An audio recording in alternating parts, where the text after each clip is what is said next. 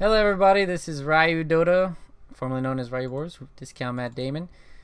Today I want to share with you, I guess, some knowledge, maybe my poor knowledge here, of the gameplay update 7.06.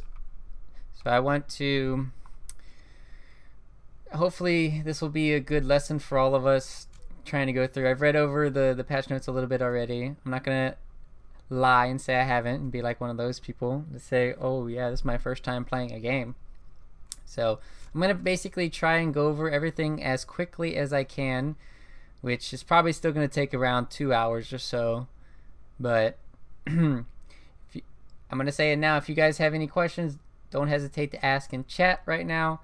I will be streaming this, I will be uploading this later, but this is kind of like semi-casual, semi-serious here for everybody that's watching. Let's get into it now. So we're going to be going over everything here. Creep denies now grant the denying team 30% of EXP bounty. Normal deny EXP increase from 50% to 70%. Now what this means is that people think right now that this matters a lot for the mid lane, when in actuality it doesn't. Even if you have 30 denies in the mid lane, the enemy carry or the enemy mid still won't be that far behind, because this change 50% to 70%. Now this is a big deal. Even if you do get that deny, the enemy team still gets 70%. You're only taking away, you're only getting 30% more EXP yourself. The biggest change that this means is for the safe lane, the supports share the EXP as well as the carry. So let's say you have a dual or tri lane against a solo off lane. You're basically trying to zone out the enemy offlaner as best you can, while your core hero is trying to get that last hit, and the last hits and the last hit denies for that extra 30% EXP for themselves, so they can get to 6 faster. And that is the basic big summary of this deny mechanic here. Is more so for the safe lane, where you want to get more of that EXP. And also zoning out the enemy offlaners is more valuable now. And also it's a lot easier to zone out the enemy offlane because you're going to not have shrines activated. That is going to be a good segue here. So shrines now start on cooldown until 5 minutes. There's only 3 shrines in the base, and then also the regeneration is a lot less. So they're trying to nerf shrines as best they can. So back to the point is, without having the shrines, it means it's better for you to zone out the enemy offlaner as best you can, make them go back to base or kill them. A lot of merit to doing that. So reduce shrine count in base from 5 to 3. This means that it's a lot harder to I'm going to show you where the 3 shrines are. The 3 shrines are right here, right here, right here. So basically you only have one access to really one shrine for your bottom lane siege defense or attack, whichever one you're doing, and the top. But you have 3 for the mid. So the hardest lane to now take, without a doubt, is going to be the mid lane Rex. So we're going to see a lot more potentially uses of this. Also, we might see less usage of these shrines here because they're very important. Whereas you had 5 before, you could realistically use a lot of them most of the time, but now that you only have 3, might need to conserve them. Next up, we're going to be talking about, oh wait, I need to go back to shrines. Alright, so also go back to the map here. So another quick thing is, this is actually a really old map, because this is Rose should be here. I love these hearts. Let's see.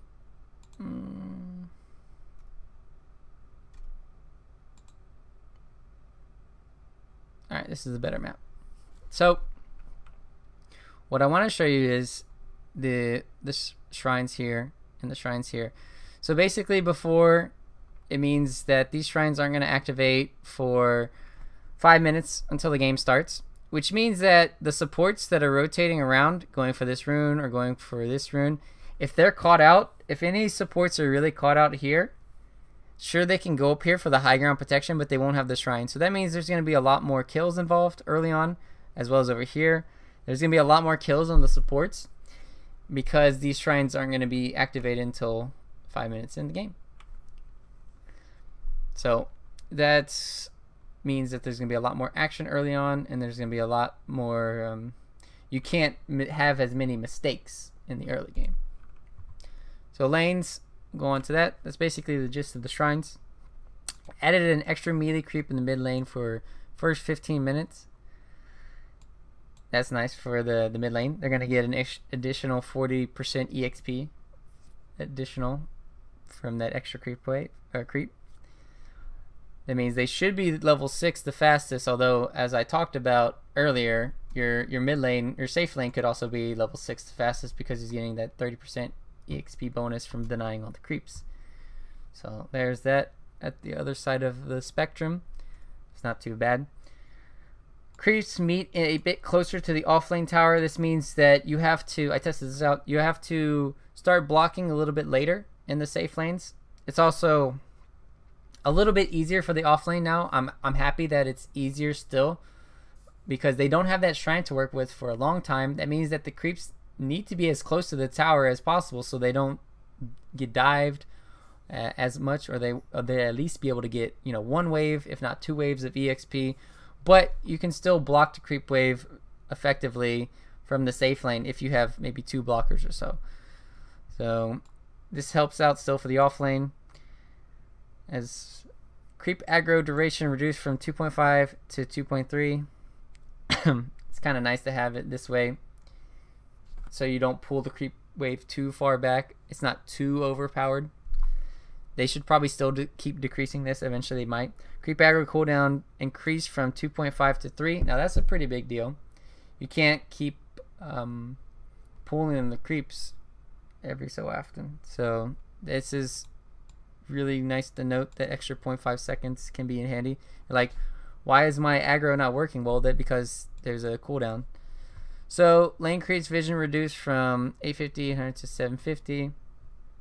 That means when you're hiding in the trees, maybe they won't see you as often with this less vision. Neutrals now spawn every minute. This is probably the biggest change of this patch, going back to how it used to be in Dota. I'm happy that they implemented this again. Going back to the roots is always nice. This means that you're able to stack a lot more. Supports are going to feel a lot more useful early on, and you're going to not have a lot of this dead time. When you saw games sometimes at like the 30-40 minute mark, both teams had cleared out both sides, and they would have to wait like an extra 30, 40, 50 seconds doing nothing. They do nothing because no creeps respond. They might not know where the enemy is, so they feel scared. They might not have any smokes, so there's just a lot of this dead time because all the creeps were spawning at 2 minutes every other, 1, 3, 5, and whatnot. But finally they got that back to normal. Neutrals now give 20% EXP less EXP in gold. Well, that's nice because obviously you have more camps to work with now every minute.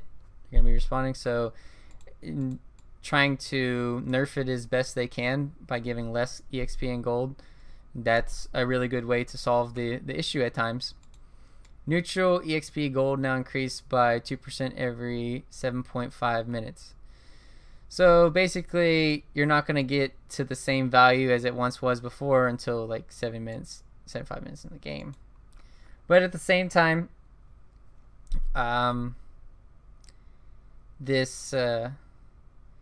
because they are spawning every minute now, this nerf isn't that big of a deal, I feel.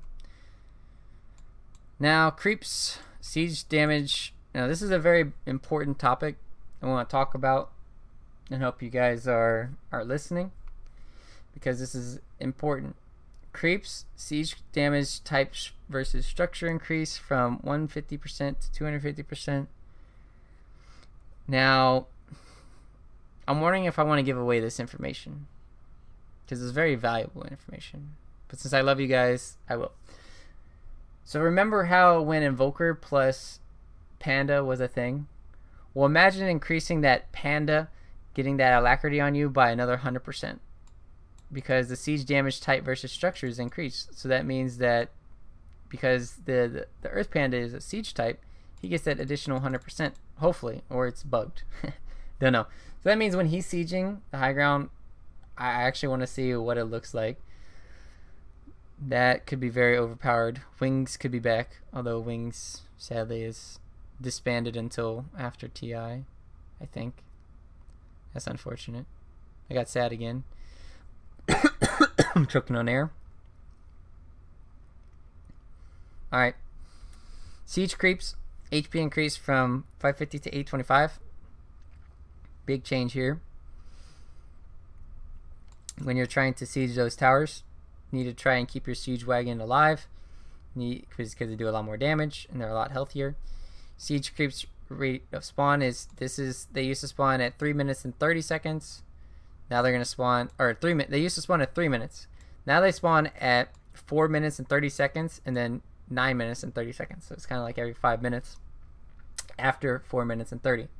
So basically you're gonna have this stack pull timing around 4 minutes where you're going to try and push the wave as best you can. You might even try to get 2 towers off this because the timing's a little bit later. It's gonna be interesting to see how this change really affects Dota. It's gonna be nice. I think it's gonna work out. Basically, the enemy shrine should be up around the time the creep wave comes. So if you think about it that way, you're gonna have the shrine to work with. Allies can TP in a little bit later. We'll have to see how that works out. Extra range siege creep now spawn at 40 minutes instead of 45. Self-explanatory. Attributes. All hero strength growth increased by 0.3. Regeneration comes from strength increase from 0.03 HP to 0.06. That's gonna be nice scaling. Excuse me, sorry guys. That's gonna help a lot more when you scale into a later game. But at the same time, reduce the base HP regen by 0.25. That sucks for early on. You're gonna have less regen earlier on in the matches. Intelligence spell from spellification from 1% per 15 to 1% per 14. They're trying to buff intelligence heroes. Mana per point of intelligence reduced from 12 to 11. So they're basically, with these two things, they're trying to buff intelligence heroes because right now there's too many items that take away what spellcasters want to do. One, raindrops hurts spellcasters out too much in a sense a lot of times because you can block a lot of that damage. Another thing is Glimmer Cape. Glimmer Cape makes a lot of things useless, null and void, like Orchids. Zeus at times can when you're trying to burst somebody down, Zeus, if somebody's Glimmer Caped, he basically does nothing. And there's also Pipe too, pipes and hoods. So they're trying to buff as much as they can, little by little, every patch, the intelligence heroes, so they do more damage. Then more mana pool early on here with the mana per point intelligence, as well as the base mana increase, means that you're going to be able to, a lot of heroes might be able to cast 1 or 2, mostly the time 1, maybe 2, like I said, spells earlier on. So it's nice to see them prioritizing a little bit of the early game here. It's pretty nice to see. So economy, reduced melee increase base EXP bounty from 45 to 40. That's understandable. Reduced melee creep gold bounty upgrade from 3 per gold cycle to 1 per gold cycle. Well, that sucks. Just reducing the gold that people get. So it's kind of like reducing, you already reduced the jungle EXP and gold. Now you're reducing the lane EXP and gold. So maybe there's more incentive now to get more kills around the map, is what I'm thinking. And let's see what else you have. Next up, melee range barracks team reduced from 275 to 225, 150. That's good. It's just a little nerf to the gold there. Roshan team bounty reduced from 200 to 150. I like that nerf to the gold. A lot of time, I wouldn't mind even seeing this to the courier kill. I think courier should only give like 150 to 100 as well, but per teammate. Shrine team bounty rescaled from 150 to 125. Still trying to nerf shrines. Death cost from 100 plus net worth divided by 50 to 50 plus net worth divided by 40. So they're trying to make it so that the death is now cheaper, or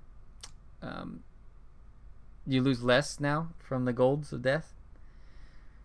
So that's good.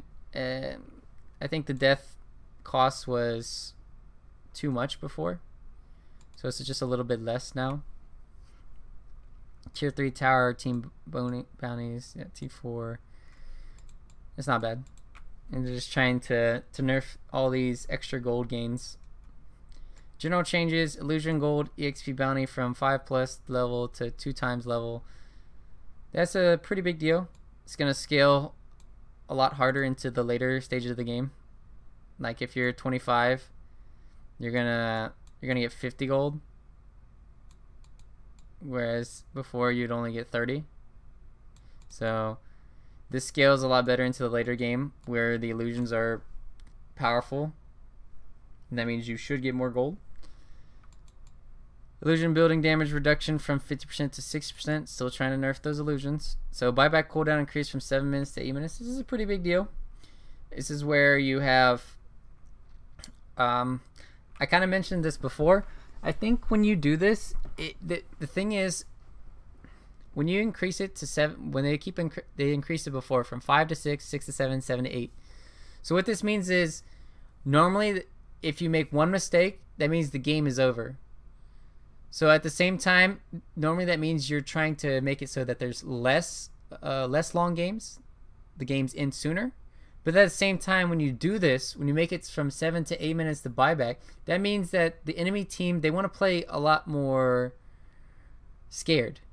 That means they want to stay in the base. They don't want to risk it.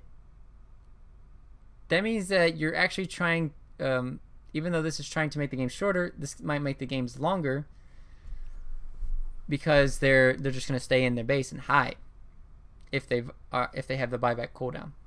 But at the same time, that means the enemy team, they can get maybe Roche, they can get a lot more of the map control again, or whatever. So at the end of the day, I think this is a really good thing to have. Also, I think the pace of the game is still very fast. With this new change, I think you might be having shorter games. We'll have to see.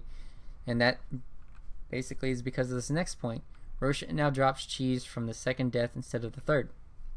So if you think about it, you can realistically do Roche around the 10 to 20 minute mark. And that means that if you have that cheese by the 30-minute mark, sieging high ground is viable. Because sieging high ground right now has been the most difficult thing in the patch. But when you add a cheese on top of it for somebody, then you're capable of sieging these high ground having these high ground situations a lot earlier in the game. And that's what they're trying to do. They want to have more incentives for this Roche to be viable and for the games to not last as long.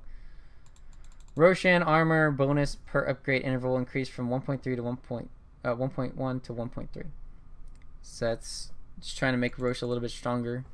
You kind of need to make Roche stronger when you have this cheese buff too. Power up rune now spawn different runes on both sides in the river after 40 minutes. It's nice. They're trying to make sure these games don't last as long. Uphill mischance no longer applies to flying units, i.e. Batrider using Firefly. Yeah, that's pretty much like the only hero that you can really think of that has flying. I mean, Viper I don't think is a flying unit.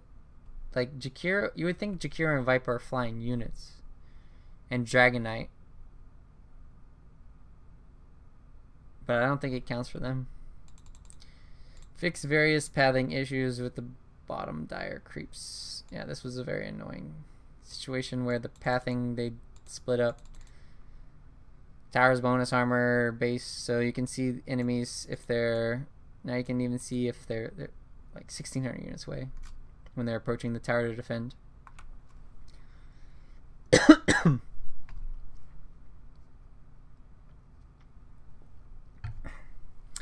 Next up is, we're just going to say that all the respawn talents were replaced. And we're not going to go over these respawn talents right here because it shows them later in the hero changes. So we're just going to go over the hero changes and the talent changes later. but do note that this is a very big nerf for a lot of heroes, where they used to be able to just immediately respawn. It feels like now they can't. Now games, this is another hit that Valve is trying to do. They were trying to make it work where they could have respawn timers in the game. They wanted the game to last a lot longer, I think, in the last patch. But now with this huge nerf, this is probably one of the biggest nerfs to this patch, is the respawn times taken out. What that means is that you're going to be dead for a lot of time that you were supposed to be before, and that means that you're going to have to either use your buybacks, or you're just going to have to take better team fights so you don't have to buy back. And then in these situations nowadays, yeah, the games should be, technically they should be shorter because you don't have these respawn talents, theoretically.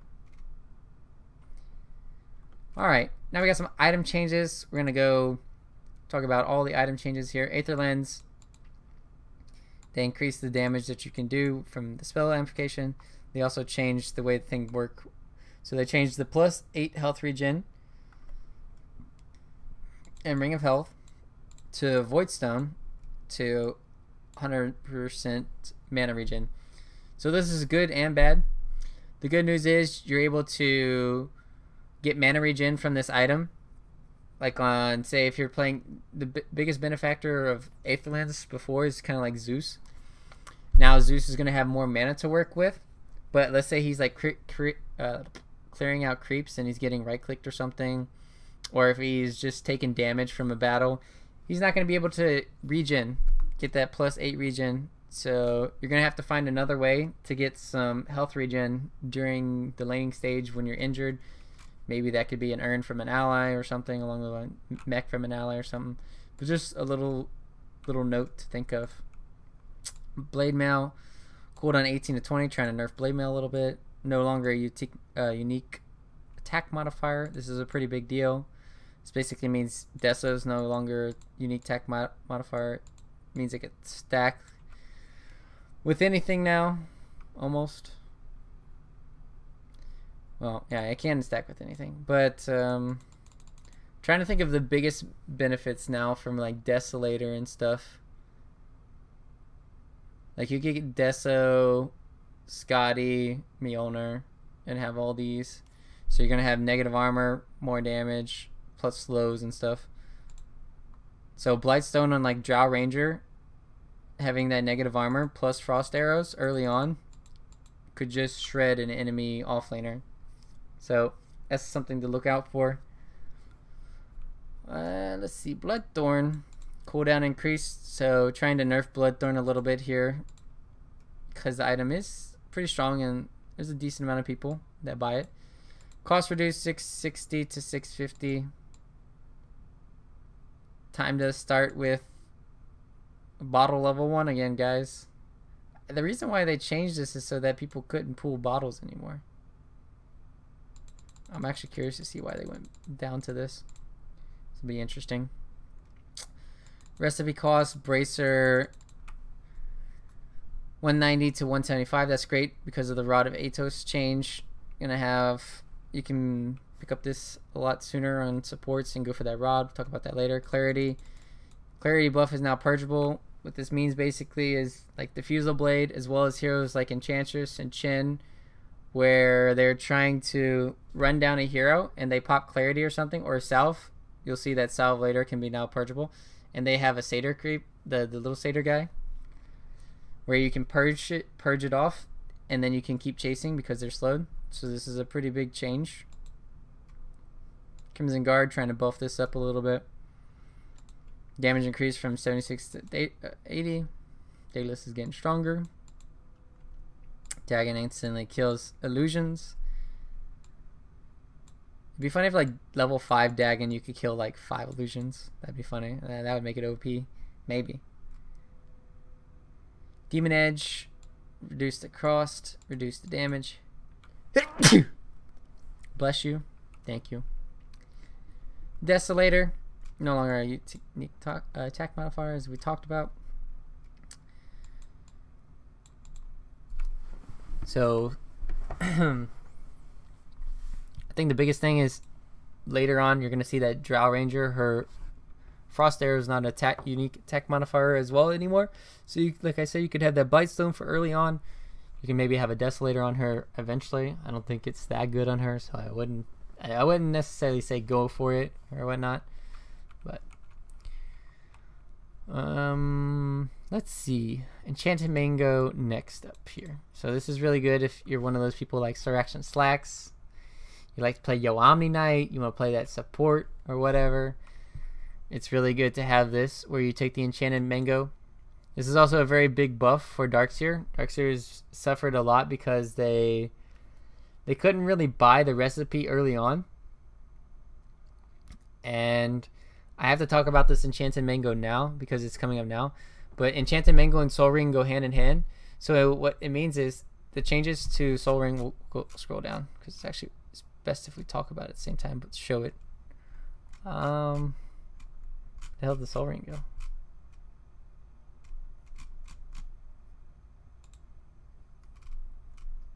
Okay, here we go.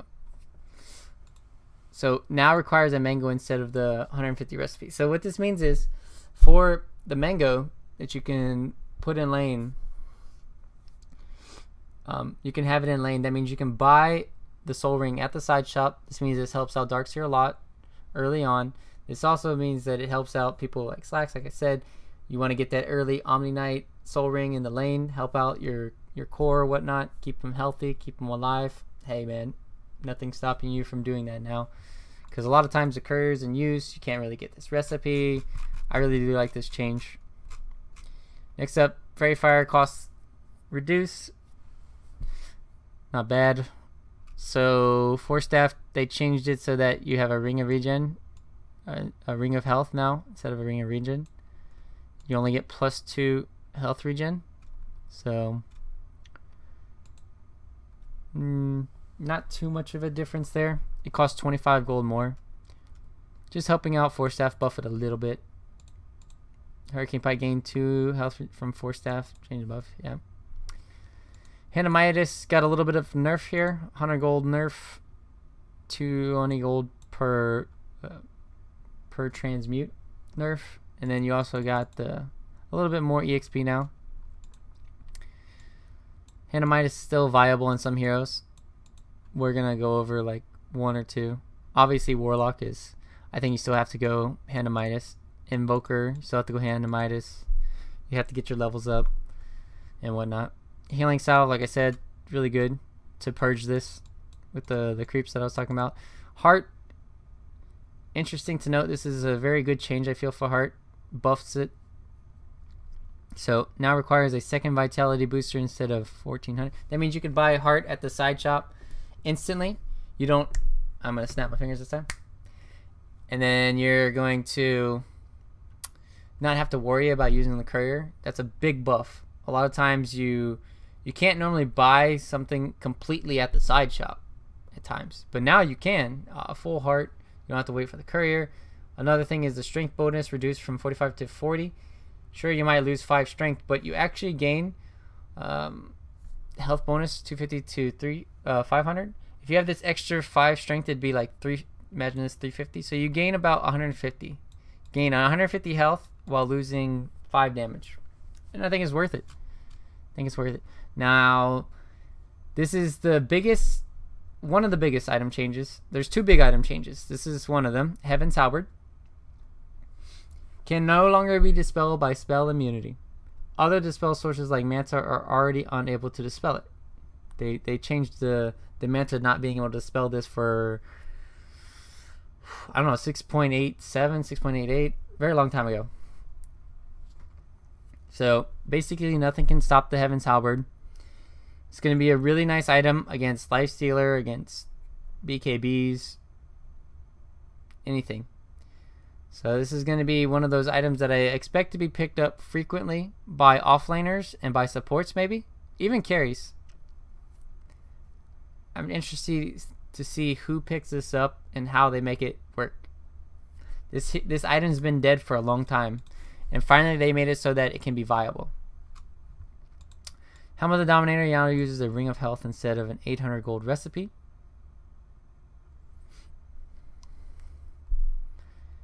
Health regeneration increased from 8 to 10.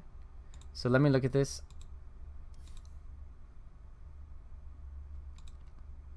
So basically, if you're you can bring out, let's say, the headdress. You buy the headdress earlier on. You bring out the recipe and whatnot, and then you bring out the ring of regen. You can make sure that you can buy it from the side shop. I really like that they're able to buy this at the side shop, because before you would have to wait until you got the recipe, the headdress, and whatnot. This item's already been nerfed a lot, but having to use the courier to also get the items off of the it was just too much. Then you're not able to get it at a faster rate. You're not able to stack. So I think this item might come back, because the creeps spawn every minute now. You might get the Helm of the Dominator just to stack again. So I'm not sure how well this item is going to be. It's not that great of an item, but like I said, it's great for stacking for your hero. I still think Mask of Madness is a lot better. So we'll have to go into that. Oh, nice segue. Mask of Madness is next. Mask of Madness requires a quarterstaff instead of 700 gold recipe. Provides 20 damage and 10 attack speed. Berserk activated, 120 plus 110, can now be disassembled. Yeah, this item is broke. So let's see. Items here. All shops.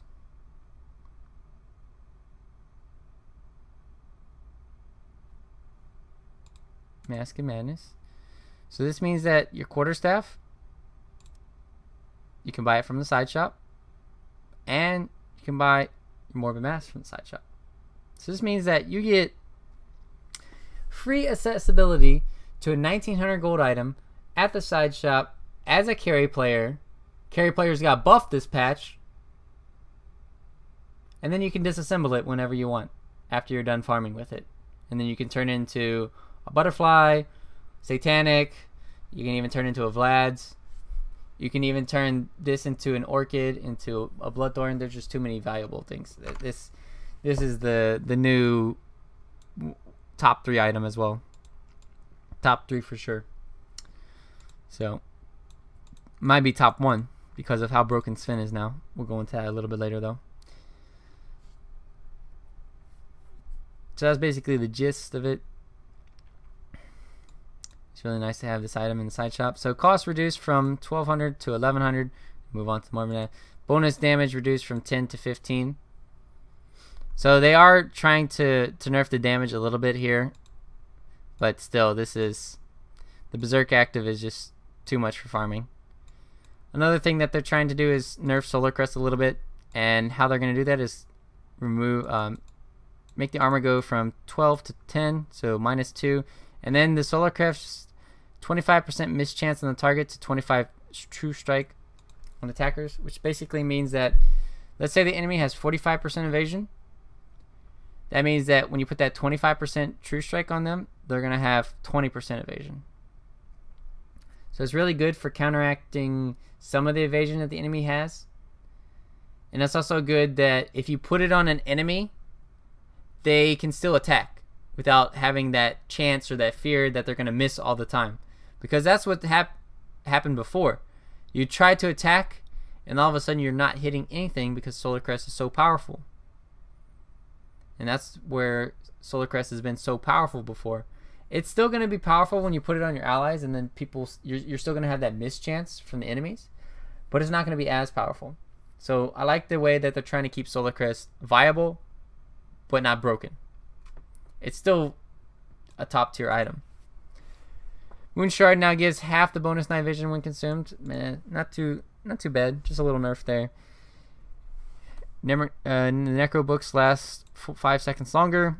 Observe reward 5 gold less, and it tells you why. Allows for different starting item combinations. Radiance damage on illusions nerfed a little bit here. Refresh now replenishes charge based abilities. What this basically means is that if you have an urn, you can refresh the urn. If you have a diffusal blade, you can refresh the diffusal blade. which, hey, you might need to do that. If an Omni Knight is on the enemy team, they cast ulti twice, you might need to purge it twice. Alright, next up, reworked Rod of Atos. This is top 3 item now, especially for supports. So if you think about items this patch, what are you going to think of? You're going to think of Rod of Atos, you're going to think of Heaven's Halberd, and you're going to think of Mask of Madness. And I'm going to show you why. So before you needed 1 Vitality and 2 Staff. Now you only need 2 Bracers and 1 Staff. And then obviously the recipe. Recipe this time, instead of before there was no recipe. So basically this build up early on, you can get 2 Bracers as a support. You're going to tank up. Then you're going to get your Staff of Wizardry. And you're going to already have a lot of bonus stats that are valuable. Because before is building this up, you'd have what, 20 intelligence, or just like raw HP of 350, which is like nothing, and it's already hard enough to buy these items, right? They're 1,000 gold, another 1,000 gold plus another 1,000. It's just too hard to build it up as a support player. But now, because of the bracers, you're gonna be able to build it up. You're gonna be able to buy this item, and it also, I feel, has better stats. So let's look at the stat changes here. So we had 30 intelligence to 20 intelligence. Okay, well, you have 10 less intelligence. 20 intelligence is still already a lot to work with. Next up is 15 strength, which is 300 HP.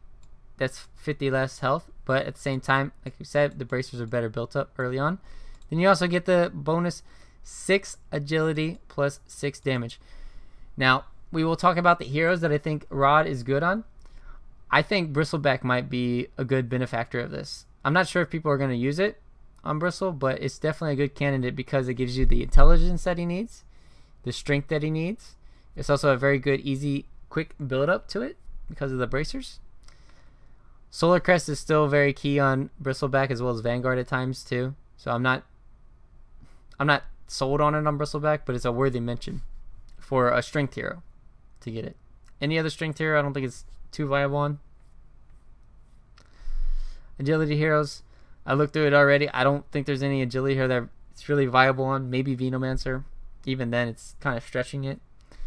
Biggest benefactor, though, I feel, is going to be potentially Silencer, Skywrath Mage, maybe Enchantress. Hurricane Pike is still super strong on her, so it's not too good if you go for it. DP at times can benefit from this. If you're able to hold somebody in place, then silence them, then chase them down. And those are going to be the biggest benefactors from the Rod this patch. So at least you're increasing the chance for these other intelligence heroes like Skywrath Mage, because he gets this buff. He might be picked a little bit more with the Rod, and I hope he is, because he's a great hero to have. Next up, Sange. Recipe cost reduced. Cost reduced, 100. Attack speed reduced. Recipe cost increased. Just little nerfs and buffs. Scythe of Ice cooldown, a little good buff for Scythe, but it's still countered by Lotus Orb a lot of times. So still not the strongest item in Dota anymore, Scythe. Shiva's Guard increased. Recipe cost increased from 500 to 700 Silver Edge. Nice little nerf there. Nerfing those Slark players. As I said before, Soul Ring, already touched on this with the Mango change, so I'm not going to go over it again. Next up, Urn of Shadows is completely different. Urn of Shadows heal acts as a proper regeneration, like Salve, rather than healing at frequent intervals. Basically means it's steadily going up, and it's not like ticks from before. And then before, it was the 2 gauntlets and whatnot, as well as Sage's Math. So what it gave you before was this +6 strength and then +50% mana regen. I think it's a little bit better now. So the biggest problem with the 7.04 or 03, I think it was 7.04, was when they nerfed Tranquil Boots. That meant that there's this item that doesn't give you armor anymore. And so early on, when you're trying to find something to help you out with this armor, because a lot of heroes, they go for this Blightstone or they have a lot of burst damage. You're trying to find a way to get an item, an armor item up. So there's not too many things that you can really get early on that's going to help you. Well, now you do. You have an urn that can help out for one of your support heroes. It gives you the +2 armor. It gives you +2 stats. That means you get maybe 4 less strength, but at the end of the day, I think it's worth it. +1 mana regen. It's going to be nice. And the build-up's kind of weird. Infused Raindrop, Circulate, Ring of Protection. Seems a little bit weird because not really used to seeing it. But this means that you can't get an Urn of Shadows until 3 minutes into the game. Even if you go like 5-0 before that. So that sucks a little bit. But at the same time, normally you won't get the Urn of Shadows until like normally 5 minutes, 6 minutes if you're having a good game on a support. So I think this is a really good change. I like the idea of adding an armor item early on for supports. Next up, we're going to be going over some heroes. All the heroes. I'm going to buckle up. This is going to be a long one. Alright. Take a little break here.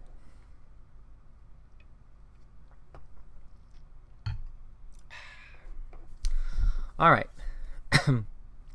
Now before, Alchemist was completely crapped on before. And let's see what they've done to him now. Unstable Concoction cooldown increased from 16, so nerfed his stun early on. Increased AoE. Not bad, that's a pretty decent buff. Maybe it'll start hitting some enemy heroes, 2 or 3 of them at a time, if they're too clumped up. Grievous Greed base bonus reduced from 6, 8, 12, 10, 12 to 4. Well, that's a pretty big nerf to have. That means that he takes a lot longer to build up his stacks. And 3 to 4, increase the stack. This is to help him out a little bit earlier on, but still at the end of the day, when you could have 12 before base starting, maybe it should about even out eventually with this 3 stack, 4 stack. But the next one is Grievous Greed cap. This is the bigger thing. Is 6. The new one is 16, 20, 24, 28. That means you're earning 8 less gold now that you could have before. That's a good nerf here because of the way that the new jungle system is going to be. It means you're going to have more jungle creeps, you're going to have more stacks potential, so you have to nerf Alchemist's gold gain as much as you can. This hero is still not that good because of his ulti nerfs. His ulti nerfs make him very weak at good points in the game, like early on. He can still farm really fast though. He can still farm extremely fast, and he can, once he does get up to the Octarine core, he feels like his normal old self a little bit. So you still have to do, you have to worry about Alchemist pickers still, but maybe not as much because there's also, you know, other buffs to other heroes and stuff. So AA, this hero's been dead for a very long time. Let's see what they did to try and make a comeback now for AA. Attack range increased from 600 to 65. That's nice. You can zone out the enemy offlaner a lot more now with feeling a little bit safer. That's a good start to fixing AA. Ice Vortex movement modifier has a positive effect on Ancient Apparition. That's really good. Extremely good. You're going to have a way to finally run away from heroes that you couldn't before. Pop that in. That means that if you pop this underneath you, that means that the enemy is also going to get slowed, as well as you're getting the speed buff. So there's going to be like that Spectre, you know, Spectre dagger there. You're kind of like trading the movement speed. So it's really cool that they kind of did that for AA. I think this hero is still going to be, it still can be weak, but with the Death Ball, I think this patch is heavily prioritizing some Death Ball heroes like Pugna, Necro, and things like that. They might come back. So with those heroes coming back, you might need to have AA. You have this hero that can stop all this healing, all this healing bullcrap that's going on in your game. So you might need to pick this hero. Also, the thing with AA before was, let's say they had a Legion commander that came in your lane before. He could just bully your AA, he could bully your heroes, and you couldn't do anything about it. Now if Legion commander comes in your lane, you can maybe harass him a little bit better. He doesn't have that shrine early on, so he can't get as much from the offlane. So potentially you're going to be able to farm even better now on AA. Also, AA can get some levels, hopefully, because he needs to have those stacks or those creep pools constantly, so he's getting up to that level 6. This is a really big change for Axe. Axe, he gets the Scepter, and then that makes, for his Ags, causes the Battle Hunger to reduce enemy total damage output by 30%. Applies Battle Hunger on enemies within a 700 AoE after successfully Culling Blading. So not only does you reduce their damage, you also get a way to increase your... You already increase your movement speed when you get the dunk on top of somebody. But when you also get to add the additional Battle Hunger on people in this 700 range, which is pretty big, that's going to increase your movement speed even more. It's going to give you more DPS. Ags, I'm trying to think for Axe, when do I want to get it? Do I want to get Ags on Axe 3rd item? Okay, so this is how Axe needs to go. You want to have Blink. You want to have Blade Mail. Those are your 2 core items, automatically. Next up is either Force Staff or Shadow Blade. Or Ags. I think having Force Staff, Shadow Blade first, and then Ags. So, realistically, Ags is like a 4th item. I can see it working. Bane. Reworked Bane's Scepter. Causes Brain Sap to have a 1.5 second cooldown. It's Pierce Spell. Now this is nice to have. So this is Bane hero. He's very tanky. He's got a lot of HP. He has this ability, Brain Sap, where you're able to trade effectively with heroes, and then it's a pure damage. So it feels like it deals a crap ton of damage because it's pure. And then the problem with Bane is normally you go for like Force Staffs, Glimmer Capes. Well, maybe then afterwards you're like, I still don't have anything that I can really do. But now you do. You can get this item, Ags, where you're able to buff yourself up. You're going to have more mana to work with. You're going to have more HP. And you're going to be able to throw out these Brain Saps constantly all the time. So I think this is a really good item on Bane. I'm going to have to experiment with it a little bit and maybe in pubs. But I think it's definitely a 1st to 2nd item. I might get it first to just see how strong it is first. But at the same time, I think it's more of a 2nd item because, like I said, it's really important for Bane to sometimes have these Force Staffs or Glimmer to save your allies and stuff. Save yourself. But like I said, if you have Ags, that gives you that more HP, then maybe you're able to wiggle with that. You get a little bit more wiggle room. So it's going to be interesting. Bane, his attributes are increased by 0.3. Matches the new strength growth. So this is good. Fiend's Grip now does every 0.5 instead of 1.0. So this doesn't mean that he gets more damage or whatnot. But it also means, like, let's say somebody cancels your ulti around 1.5 seconds after channeling. That extra additional 0.5 seconds that you had, that tick, maybe then you had enough HP to kill them off. Like that extra 30 damage or however so between that tick. Or 30 mana. The biggest thing about Fiend's Grip is that it drains the enemy's mana. Normally it's going to drain them fully. And by channeling it for that extra second, half second, you're going to be able to maybe take all their mana away from them. And then they can't cast their spells. So I like the idea of this. For those little bitty, those scenarios might not happen as much, but it can happen. Next up is Beastmaster. Wild Axe's cast range increased from 1300 to 1500. This is going to help you if you want to aggro or if you want to play sniper. Snipe somebody, kill them from 1500 units away. That's crazy how far that is. Wild Axe's mana cost reduced. That's pretty good. Scaling. And then Beastmaster replace respawn talent plus 1 boar summoned. So recently AUI has been playing Beastmaster a lot in the 4 position at times. And before it used to be played a lot in the 4 position before the new jungle changes. So with the new jungle changes back to 1 minute, we can see 4 Beastmaster being extremely efficient and strong in the patch once again. You also can just Iron Talon jungle on him. Kind of scared now to play against Beastmasters because there's going to be a lot of them, I feel.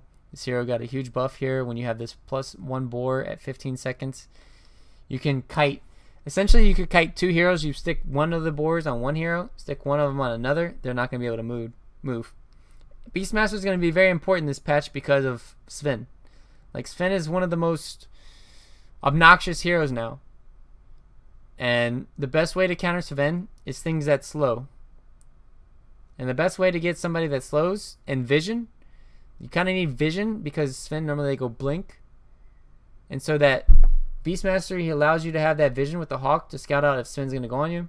It also gives you that opportunity to slow him, stun him, and keep him in place. It's going to be interesting to see how Beastmaster works out against Sven, because I see these two heroes being the strongest heroes right now for like countering each other. Like Beastmaster trying to counter Sven. Bloodseeker. A little bit of a cooldown here, or Bloodright just helped out a little bit earlier on. Bloodright cast point, a little buff to Bloodseeker. Bloodseeker is definitely a strong hero against like Slark and stuff. Anti-mages. It can work out against these certain heroes, but certain other playstyles it's not great against. This hero can fit in some lineups though, for sure.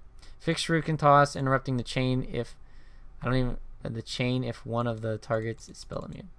Sounds like this was a bug that could go through BKB or something. They fixed it. Brewmaster. Now this is a really cool note I'm going to talk about right now. I'm trying to remember if I talked about it in this video or in the other video that I did. Alright, so I'll just talk about it again. I don't even care if I talked about it in this one. So what was really cool is the siege damage was increased from 150% to 250%. And what that means is the Earth Panda from the Brewmaster is counts as when he goes for his Pulverize, that counts as a siege attack. So what that means is he got 100% increased damage when sieging. And if you guys remember, Wings had perfected, yeah, I think I actually said this already this time. Wings had perfected the Invoker Alacrity strategy plus the Panda. And that's going to increase his damage by 100%. I think Panda plus, or Brewmaster, sorry. Brewmaster plus Invoker might come back a little bit for those high ground sieges.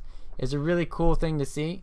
It might be cool to see it again just to see how fast this tower explodes or melts. So that's a little bit of a thing before we go over Brewmaster here with some of the changes earlier. Drunken Haze cast point reduced from 0.3 to 0.2. Not bad. They're making Drunken Haze OP. Drunken Haze, another 0.5 second duration. I mean, you're just never gonna be able to hit. Hurl Boulder cast point reduced from. That's nice.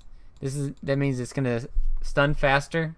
I think this is a really great change for him. The biggest problem before was like Hurl Boulder. It takes so long. It's like and then enemy hero might blink away or something. But now it's a little bit more faster. So hopefully it'll hit them sooner. Get some more kills. This hero hasn't received that much love lately for Brewmaster, so hopefully he'll come back. Drunken Brawler crit increase. Nice. Nice. Plus 2 second slow on Thunderclap at level 20. It's not that great because normally there's like BKBs, 4 staffs later in the game. So this item or this talent's not that strong in my eyes. It could be though if you're able to slow somebody forever. Basically, that's what you can do as a Brewmaster. Thunderclap plus Drunken Haze, slowed forever. Respawn talent for Bristleback, plus 10% spell, lifesteal. It's not that bad. It's pretty strong. So you got spell lifesteal, plus you have your original lifesteal. This guy's going to be a god. This might be the patch of Bristleback and Sven. We'll have to see how it works out for both. Chaos Knight, Reality Rift cast point reduced, so that's a little bit faster. Reality Rift, just helping it earlier with the cooldown. Lifesteal a little bit better. Oh, this sucks. 200% to 260. That means his images die easier. I'm kind of curious to see why they did this. I guess they assume that Wisp is going to be picked a lot. So Wisp and CK, good combo there. And then so they really don't want to have these images that are all too powerful. So they're trying to nerf all the images, it feels like, across the board. Naga, Chaos Knight, even Terrorblade at times. So the biggest benefactor of this patch so far for heroes goes is definitely going to be the junglers. Junglers are back, especially when they buff Chen like this. So Chen and Enchantress I feel are going to be the two biggest supports right now that come back into this meta. And let's look at Holy Persuasion cooldown reduced from 30, 26, 22, 18 to 10. That's absurd. So the way that you can do this now is, what you used to do on Chen is you, before this last patch, because this last patch basically killed Chen because you just didn't have enough jungle camps, it felt like, to really work with, but now you can. So what you do is Chen, you take this one creep, you send it to either your off lane or your mid, a Satyr, a Wildcat, or whatever. You cast Tornado, you cast all the spells and whatnot, all the Hadoukens, and then you're able to put a lot of pressure on that, and then even if your creep's about to die, you can immediately just get a new one. Run out of mana, get a new one. And then while that's going on, all you have to do is Chen is stack the jungle. Stack the jungle for yourself. Stack the jungle for your cores. And then if you get a Wild Wind Ring Ripper, you're able to clear it out yourself, get your levels, get up to the fast mech or whatever you're going to go, fast ags, and you're set. You're pretty much set. So Chen is definitely back. Chen is going to be extremely powerful this patch. Also, replace the respawn talent. So level 20 is feasible for Chen. Some of these talents you normally won't see because they won't get to level 20 or level 25, but Chen can definitely get level 20. It's going to be hard, but if you do get that, you should have an Ags. Then you should also have plus 1,000 creep health. So you're going to have these ancients that are massive, like feels like 3,000 HP running at you. How the hell do you kill them? It's going to be scary. That's what's going to be in pubs. Next up, this is a very interesting hero right now, Clinks. When I read this change, I was like, is Clinks back? Is Clinks back? So the biggest problem with Clinks before is offlaners. So before offlaners like Legion Commander and Axe, they would just run at this Clinks and he'd have a problem. The Clinks couldn't do anything about it because of the shrines and the way everything worked with the offlane. Now maybe without the additions of the shrine, safe lane becoming a little bit easier, maybe you can get away with picking Clinks. So we might see like a lot of Clinks, a lot of Chen. And let's just look at obviously the buffs that I'm talking about real quick. Death Pack cooldown increased from 45, 30, 15 to 85. So this means that it's going to last for 85. Or no, I mean, it doesn't last for 85, sorry. It's going to last for 65, but that's the next thing. Death Pack duration increased from 35 to 65.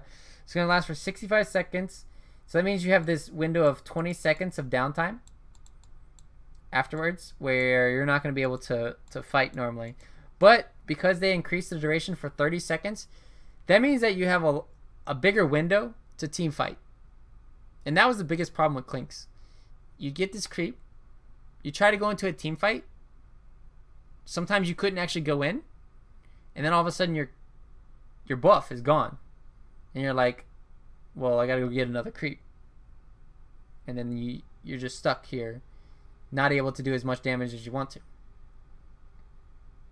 So this is a good change for Clinks. I think he's going to be viable now in team fights. More viable than he was. Also with the nerfs. So I want to see this hero. This hero might come back. Like I said, I think Clinks is a strong hero, especially if you couple it with a jungler that can support him in lane. Like Chen, he can just send creeps to help, but not anything. And then Clinks, all he really needs to do is get to that level 6 and he can roam around, be that nuisance.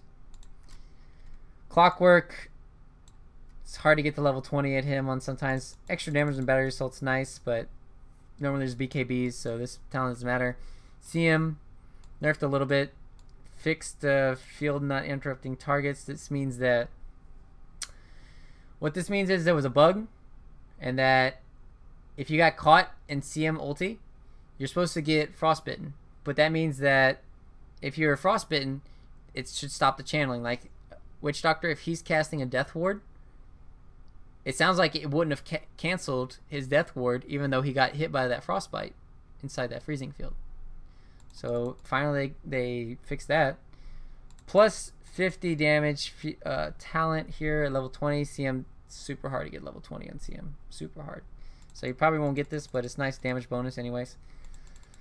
Keep on nerfing Darkseer. At least they didn't nerf the the vacuum. The vacuum memes are gone. Wall replica slow rescaled from 1 to 0.6. So this is going to make it so that the enemy, they get out of the wall of replicate faster. This means you need to have a Shiva's guard most of the time. I mean, it still goes back up to 1. Like if you have an effective slow on somebody for like 2 seconds, that can count as a stun. And that's kind of what the wall of replicate does, right? Even though it's not a stun, that replica slow for that 1 second where they can't move because they're slow, their movement speed goes down to 0. It still kind of counts as like a stun, but they nerfed it a little bit. Reworked Dazzle's Scepter. Now this is a really good hero to think about going Ags now on, like we thought with the Bane. So you have the Shallow Grave, 450 AoE. Now the way that Dazzle normally works is enemy player goes on one of your teammates. Normally only one. And then he gets really low and you have to grave him. In which case that means that you're going to grave everyone else around you. And it feels like that's going to be relatively useless. But let's imagine for a second that enemy team has like a Magnus or Enigma and a Black Hole. And then you're like the only last line of defense, and then you're able to get off a grave on this big AoE where they had this big AoE and completely turn the team fighter out. Then it could definitely be worth it. So I think the biggest thing for when you think about Dazzle and getting your Ags is like, do I really need this? Should I really get this? Only if the enemy team has, I think, big AoE spells to where a lot of your heroes are going to receive a lot of AoE damage. Then I think you do get it. A good way to counter this is just by having the axe, though. Like, you get an axe against Dazzle, you're going to feel like completely useless having this axe. Unless they miss the dunk. Alright, next up, replace respawn talent, plus 25 poison touch damage. Maybe carry Dazzle's back, boys. This isn't too strong of a spell, though. Or talent. It's not that good. Carry Dazzle. Kappa. Replace respawn talent, plus 40 Thunderstrike damage. This isn't that great of a talent either. It's okay damage. I would like it to be maybe like plus 2 seconds on the duration of Thunderstrike, or 3 or something. Scorched Earth, healing damage rescaled from 10, 20, 30, 40 to 16, 24, 32, 40. Basically do more damage early on, heal more. Devour mana cost rescaled from 60, 40 to like this. So yeah, more mana to work with now if you're Doom earlier on. Remove critical strike from the small wolves. Primarily affects this hero, allowing Doom to devour a small wolf without replacing this sword here. Yep, pretty much same thing I was gonna say.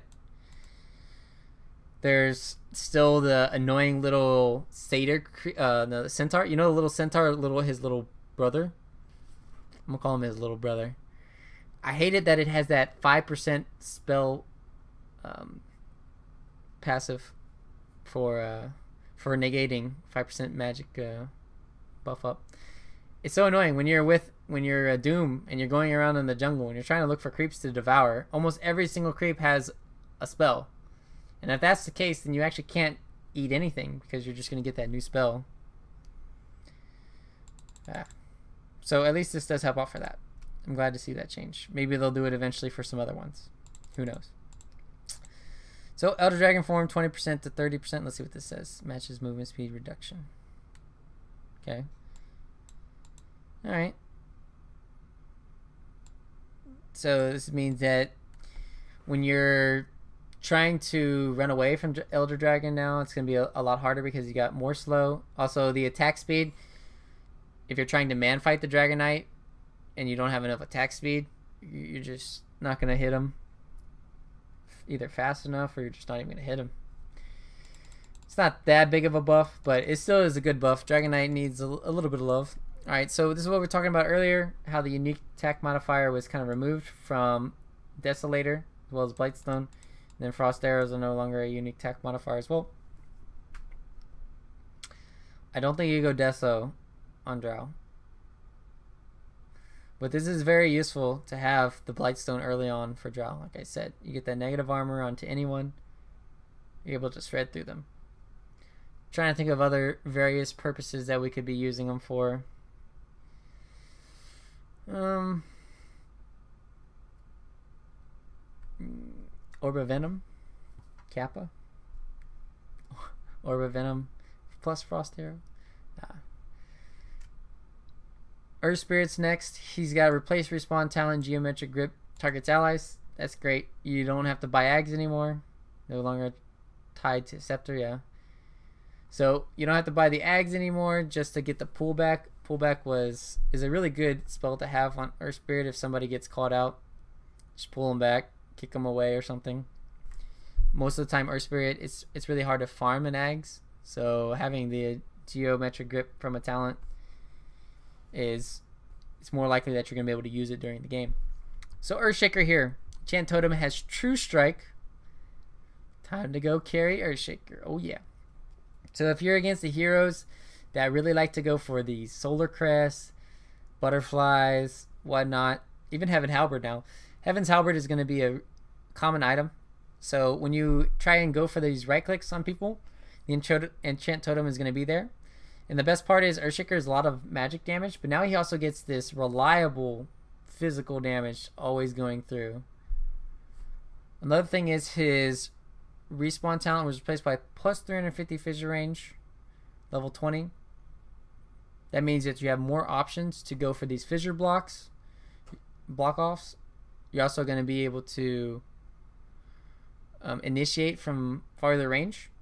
So with these two elements added to the Earthshaker level 20, it's going to be scarier for teams when they may be pushing high ground or trying to fight at Roche Pit.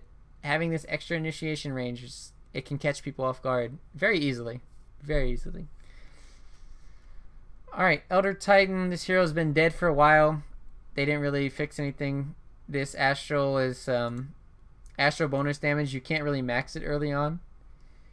It scales a little bit better, but maxing it means that you're not going to be able to hit your stomp and whatnot. Normally he's played as a support hero. So Earth Splitter radius from 300 to 315. That's nice and all when you're team fighting. Replace your spawn talent plus 2 mana at level 10. You can already get a soul ring for that. It's not too good. So Elder Titan, I don't think he's a good hero still. They'll eventually buff this guy up if they really want him to see light of day again. Yes, it is a Dragon Ball t-shirt. I am here teaching everybody the ways of Master Roshi. Or maybe I'm Goku. Alright, next up, as we talked about Chen already, going back to Enchantress. These two heroes are going to be the two strongest supports in the game. And they even increased the Enchantress. Like, they buffed her even more. Base intelligence increased by 2. That means you get more damage, more chances to cast spells because you get more mana. Slow duration from 5.5 to 2.25, scaling up to 6. That means that this got nerfed a little bit, but enchant slow from 20, 30, 40, 50% to 55%. Now this is a huge buff. This is insane. You might have to leave. Alright, so first off, I'll tell you why it's an insane buff. Because the hardest problem with Enchantress is getting close to the enemy target with either your other core hero that's you're ganking with, or your 2 to 3 units, your creeps. So what you're trying to do is you're trying to get in close to get a stun in with the Centaurs, or a Hellbow Smasher, or a net, or whatever. But if you have this 55% slow on the enemy, even if it's for 2.25 seconds, that's absurd. You're just going to catch them and kill them most of the time. Now, going back to my other point that I was trying to make is you might need to might have to get 2 points into the enchant slow to catch up. Right? 2.25 seconds is kind of a long time, but it might not be long enough. So the best thing is you can, if it doesn't work out the first time when you're ganking and learning, you might want to leave it at chance slow at 3.2, 3.5. So that's just going to be like some trial and error there. Replace respawn talent plus 6% impetus damage, level 25. Now she's a true carry later in the game. That's pretty crazy how much damage she's going to be dealing. Amazing hero now. Enigma, replace respawn with the 1 point second at level 20. That's okay. Not too big of a deal. Time dilation slow. Perfect cooldown increase from 10% to 14%. You're basically not going to be moving at all if you've casted too many spells. Gyrocopter, movement speed increase.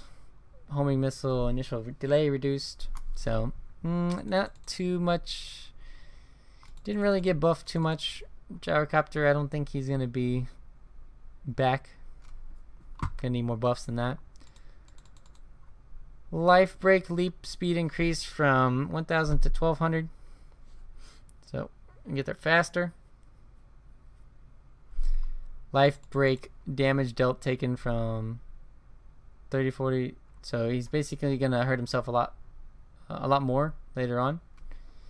Huskar, I think, can definitely come back in this meta, especially with Oracle getting buffs and Wisp still being a good hero, Dazzle getting a little bit of buffs. So we might see a lot more Huskars nowadays as potential cheese strats, as other people like to call them. Now, this is just funny to read. Replace respawn talent with the tether stun. So tether stuns people when it goes through. Now, if you ask yourself, when will you ever be level 25 on Wisp? The answer is probably never. So I hope they change this to like level 20 or 15 even. Else you're never going to see this talent. Because the way that Wisp plays is, there's two ways to play Wisp. So let's say you have a Tiny on your team, or you have Sven. Those are going to be the two biggest heroes that you're picking this hero with, at least for this patch. You go around, you farm with them, you get EXP with them, and you're buffing them up. In which case you're sharing EXP, and you might get 25. But the other side of things is how Wisp is normally played. You stay in the back, you bait one of your allies, or you're just waiting to relocate to save them. So what that means is you're staying out of range of the creeps, you're staying out of range, not showing yourself, you're not getting all this EXP, you're not showing. That means you're going to have a hard time finding these levels. And that's kind of like how you want to play Wisp. Sometimes you're going to be with your ally getting the EXP, sometimes you're not. You're going to be baiting, trying to save him. So getting level 25 is going to be hard, but it'd be really nice to see the stuns going on people. That'd be really funny. 5-man Wisp tether stun. Dual breath start radius increased from 200 to 225, and then 250 to 275. They're trying to help out Jakiro, or the end radius here. They're trying to help out Jakiro with his early game, because this hero's pretty awful, pretty damn awful at early game. His mid game isn't that bad because you can liquid fire down all the towers, but his early game, you're not that great at zoning out heroes. You don't have a stun because you don't want to go Ice Path early, and Ice Path, it has to be maxed for it to be useful. So this hero is Garbanzo early, and they're trying to help him out a little bit as best they can, but this hero's he might be able to work. We'll see if teams can make him work. Macropyre pure and it pierces the immunity. So if like a hero's attacking your tower with a BKB and you put down your fire, they're gonna have to move out of the way. So you could basically maybe bait somebody into a bad position or into like this little corner area. It's not too good though. It's not the biggest thing in the world. Coddle here. He's gonna have plus 300 chakra mana, level 15. You're going to get level 15 normally on a Coddle. So this is going to help out a lot if you're playing like Storm Spirit, Ember Spirit, anything that needs these mana as well as these spells. You're going to keep constantly fighting because you have this extra mana. You can even help out the Coddle. Cast out more spells for him. I really do like this talent buff. Coddle was starting to fall off. Coddle is a very strong hero for split pushing and whatnot, so we might still see Coddle again in the meta.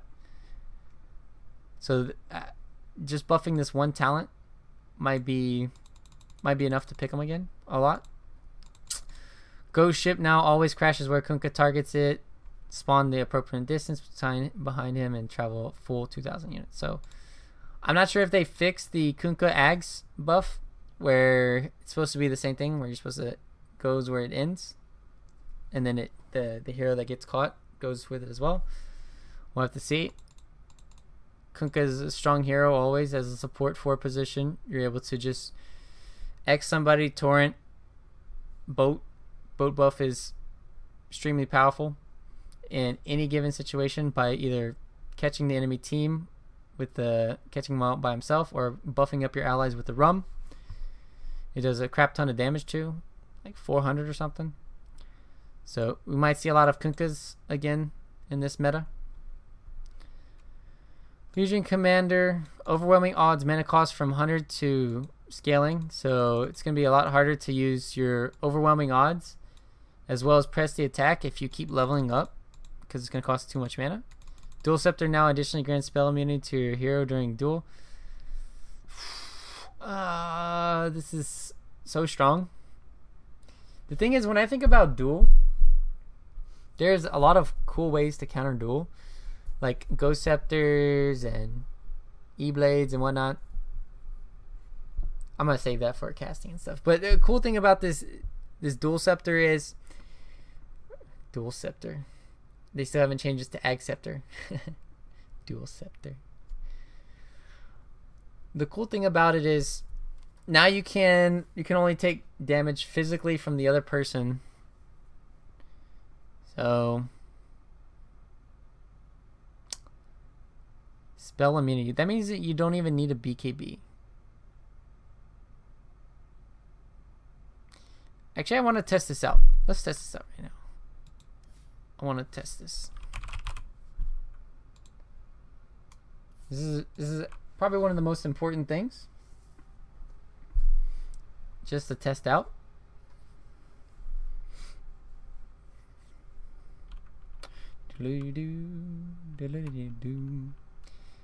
Because if you're spell immune, I don't think they're able to E-Blade you. In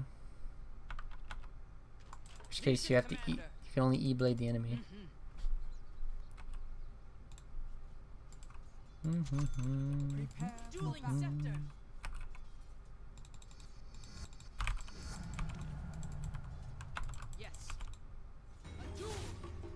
Okay, so you actually get the BKB buff. Oh, that's crazy.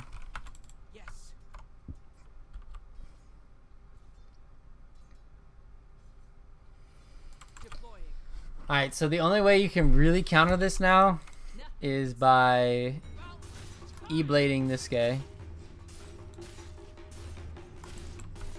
That's crazy.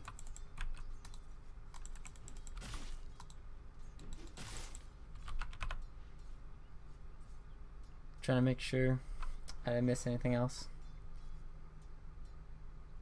Oh, and actually Heaven's Halberd. So I can be Heaven's Halberd. Alright, that's...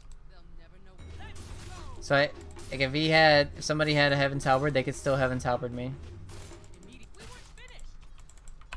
See, I'm not even used to the Heaven's Halberd yet. I'm glad I caught myself. That's why you always look at all these items before. Alright, so the only two ways to stop Ags on Legion Commander is Heaven's Halberd and then E-Blade. Alright, that's good to know. Okay, that's cool. So basically you go Ags if you don't want to go BKB. Same time though, if the enemy stuns you before you duel, then you're pretty screwed. So it's not like a replacement for a BKB. It's not a reliable one. Replace respawn talent, 10% moment proc chance. That's pretty nice. Get more instances to get right clicks in at level 20. Always nice to have. So Legion Commander, still a very strong hero. Very strong hero still. They didn't really nerf her too much. Leshrac, reworked Lesh as Scepter. While Post Nova is active, you get 1.75 seconds. Lightning Storm will hit every 1.5 seconds. 75. Will hit one random unit within 750 AoE. Prioritizes heroes. So you basically, I think this is an okay item, but at the same time, Lesh has problems with mana. So you normally go for like Bloodstone, Yules, these things first. And then afterwards, alright, let's look at the Lightning Storm, right? So 200 damage isn't that much. But it also slows. And that's the other thing you have to think about. And also jumps.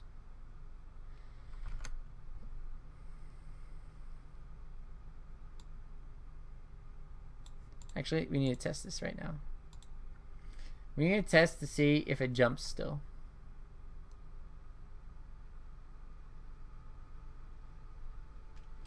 No, it is definitely not worth getting a Ags over a BKB sometimes on Legion. Because sometimes, let's say the enemy team has a Zeus or a Spectre. Something along the lines that can cancel your blink or something. And you also just need to have this BKB. Like say there's a Venge running at you with a stun. And like the Venge is here and he's running at you as a Legion Commander. And then you have to, you're about to get stunned. Well, you have to pop your BKB before you get stunned, else you're going to get stunned. Else you're not going to get the duel off. And then you're just going to die because you weren't able to get off the duel. So I think at the end of the day, Legion Ags might not be that great because E-Blade counter and then Heaven's Halberd counter now. So it'll be interesting. If the enemy team doesn't have too much lockdown, I could see you skipping BKB though and going for that Ags. So there's a lot of different scenarios. Alright, so let's see.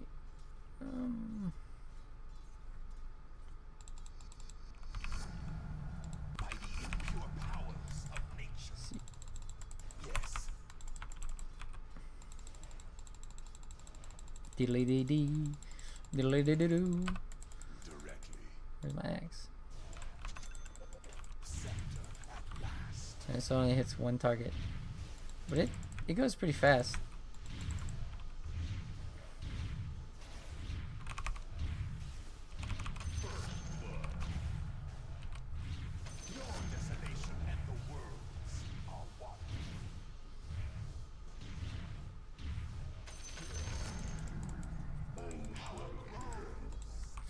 If it did bounce, then I would think it'd be worth it 100%. But since it doesn't bounce, I'm not sure.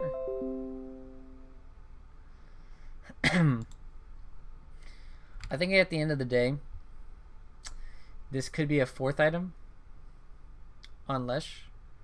But at the same time, the thing that normally happens with Lesh is you need Bloodstone. You need bots or something to go around the map, so pushing. You need Shiva's Guard because a lot of the times enemy teams are going to have a lot of physical damage.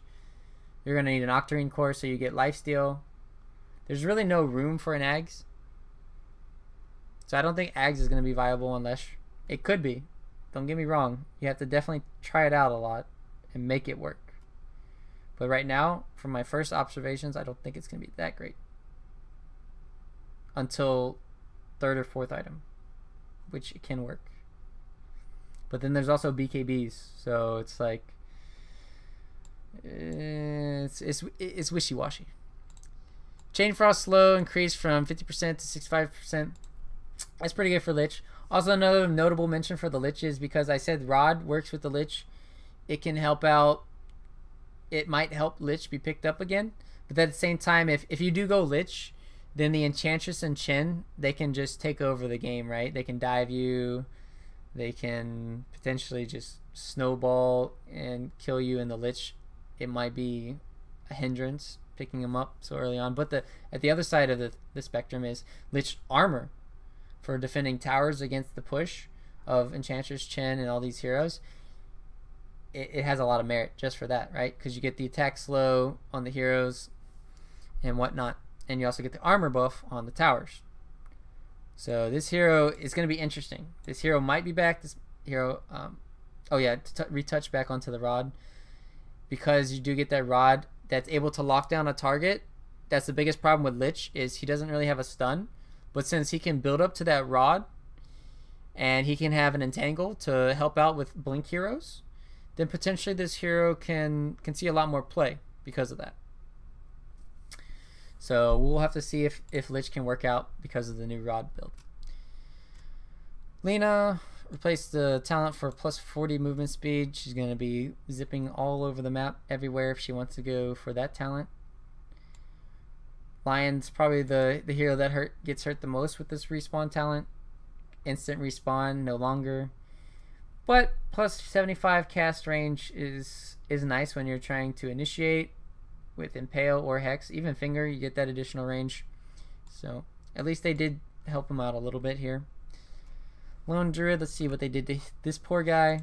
They buffed him attack speed a lot more. Just 10 more. Duration rescaled to 25. And then the cooldown is 35, so you have a 10-sec. Well, it used to be a 15-second cooldown or a window where you don't have it. Now it's a 10-second, so slowly buffing Lone Druid. Hero might be back, but I don't think so. There might be a chance for him to. I wonder how he's going to be played if he does come back. Still, 10 seconds is a long time to have Rabbit on cooldown.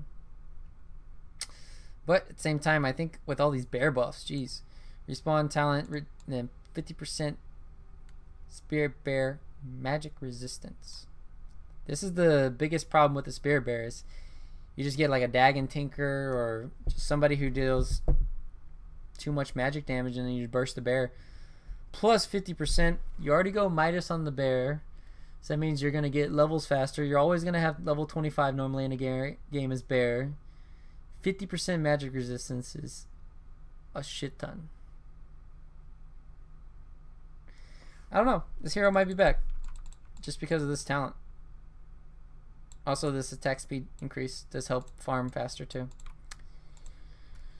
Let's see. Lucent Beam, cast animation. Also, the Mask of Madness. The Mask of Madness on the bear too, and then you can disassemble it. Holy shit. Yeah, this. Holy shit. Lone Druid's back, boys. Mask of Madness bear. Oh. Actually, can you do that?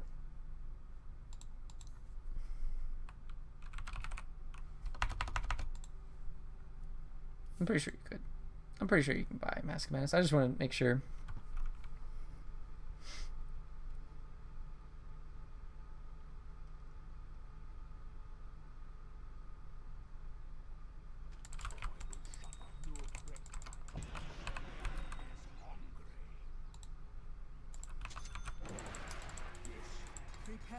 So he's got -2.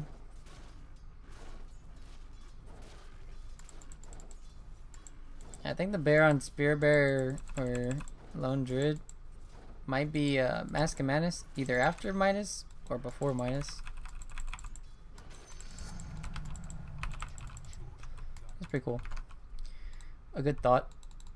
This is mean cast animation reduced, so that I go a little bit faster. Oh, this is pretty imbalanced. Replace respawn talent plus 12 Pharaoh HP regen. So let me look at this real quick. I think it's already 12. No, 10. Jesus. So it goes from 10 to 25. No, 22. God bless. 22 HP regen on a Lycan at level 15. What is his other talent? 12 strength. That's actually a hard one. Actually, I think 12. That's a hard one. 12 strength's bonus damage too, as well as HP. But HP regen, that's interesting. Alright, movement speed reduced from 315 to 310. Reworked Magnus Scepter. Shockwave comes back, hitting units a second time and applying 60% slow for 2 seconds. Distance and travel speed are increased by 50%. Return wave deals half the damage to creeps. So I've done this already, but I'll let everyone else look at it. I don't think it's that good, but I'll show it off because I think having visuals sometimes is always beneficial.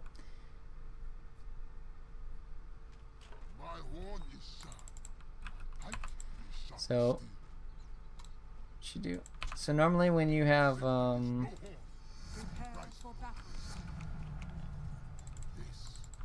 so it's gonna go there.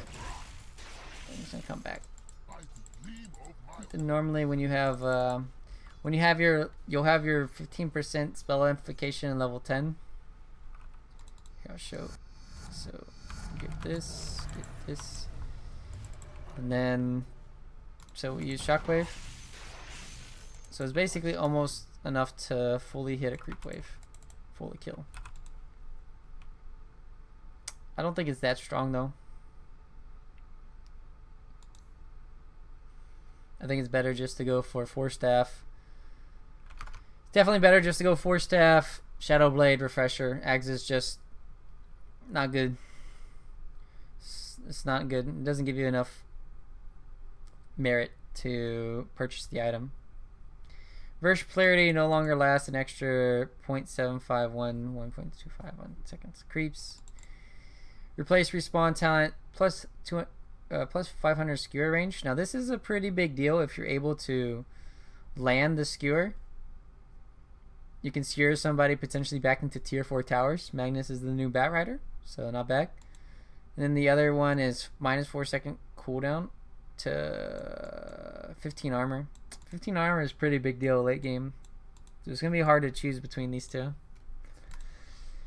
Added Scepter to Medusa causes Mrs. Snake to turn enemies into stone for 1 second, increases by 0.2 per bounce. This is pretty useless, honestly.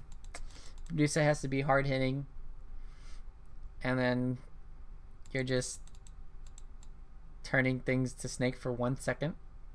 What the hell is that? That's useless. That's like a slap in the face. This Ags is like a slap in the face of Medusa. Alright, since we're here now, it's good to talk about this. So, alright, so as we talked about throughout this video so far, we said that the two best support heroes now are Enchantress and Chen. And then the best ways to counter them is kind of CM. So CM is going to be a top tier support, like always. She was like last pass, and then as well as like last patch, and then now as well as Mirana. Mirana is always good when you have this hero that can arrow a creep, and then just arrow creep, so you can help out your mid lane. You can help out. You just roam. You try to find out where the enemy Enchantress or Chen is, and then you kill their creeps, so they're not a nuisance. So this is another way to counter that kind of playstyle. And let's look at the buffs she's received. So Mirana base damage increased by 3. That might help her out if she wants to go back to the mid lane. She's pretty weak for the right clicks so far. Starstorm second impact reduced from 1 to 0.8. Means it should hit you faster, so you can't dodge it. Leap speed bonus reduced from 10 to 5. Leap speed is effectively doubled from here. So this is a pretty good buff for the attack speed. Normally after 10 seconds a team fight can be over. Sometimes it's not. But I'd rather have the effects doubled for 5 seconds than halved for 10 seconds in this situation. It gives you more burst potential in that 5 second duration. So it's always nice to have that. Then moving on here, Monkey King he's been getting completely crushed so far with nerfs here and there, and well, I'm so glad that we're going to see one of the nerfs in here. Wukong command no longer provides the bonus damage here. It gives you armor instead. It's a really nice change. Monkey King dealing too much damage in these team fights with his ulti is just pretty stupid. So, but at least now he's a little bit more survivable in his ulti. The biggest change is the Basher. He's no longer going to be able to bash you inside the thing. 5 Monkey Kings or 3, 4, 5 Monkey Kings. However many are hitting you, they're not going to permabash you. It was pretty stupid before. Thank God this is fixed. But the best way to, since they nerfed it, they have to increase the attack rate. So you're still going to be getting hit by the monkeys a little bit faster. But not too big of a deal. And then these are 2 bug fixes. The Urn of Shadow sometimes wasting charges while the Wukong command is ongoing. Fixed tree jump, causing Monkey King to temporarily have bigger vision than the defined day-night values. So these are some kind of bug fixes. Morphling, adapt stride mana cost reduced to there. Glad Morphling didn't receive too much of a buff. I don't like this hero. It can still be picked a lot too. So because the safe lane got a little bit easier to play, Morphling might see more play. Now, this hero's always going to be talked about no matter what, just because of her playstyle. Naga Siren is potentially back to the 4 position. So AUI, I think the person who got buffed the most this patch is definitely AUI. If Team MP doesn't make it to TI and they don't do really well, it's going to be super disappointing, considering I feel AUI is probably the best 4 position right now. Like, he gets too much from the map. He always knows where to go. And when you talk about heroes like Naga Siren, you have to think about AUI's Naga Siren. It's just super scary. And basically why I'm talking about it so much is because Naga Siren used to be played in the 4 role before this last patch, where the 7.0 patch, where you had things respawning every 2 minutes. Now it's back to respawning every minute. The creeps in the jungle. That means that Naga is going to be able to get more from the jungle now. And so she can potentially be played as that 4 position. She can also be played as the mid too in the carry. It still doesn't matter. But you can bait the enemy team into thinking that so what's going to happen is it's probably going to go back to like TI3, TI5, 6s, where you go picking, you pick Naga first, but you actually pick the Naga to play it as a support. And you're baiting the enemy team to pick heroes that counter it, like AM or something. And then all of a sudden you just pick a hero that counters AM and then you win. And that's how I think most of the drafts are going to come down to now. So talking about all that crap, let's move on to actually looking at what the changes are. Song of the Siren increased from this 0.8 to 1.0. That means that it's going to take a little longer to cast the song. So that means that you need to cast the song a little bit sooner than normal, so that you're able to get it off, because it does take a long time to cast it. Another great nerf is this this level 18 one is the 60 to 80 seconds. Normally when you have Octarine Core, you basically always have this sleep up, it feels like. But with this extra 20 seconds that they added, it's gonna nerf Octarine Core a little bit more, at least for the later stage. So I like this change. Song of the Siren rescaled to this 1400. Now it's going to be even harder to cancel the TP out from a song. Almost nearly impossible, I feel like.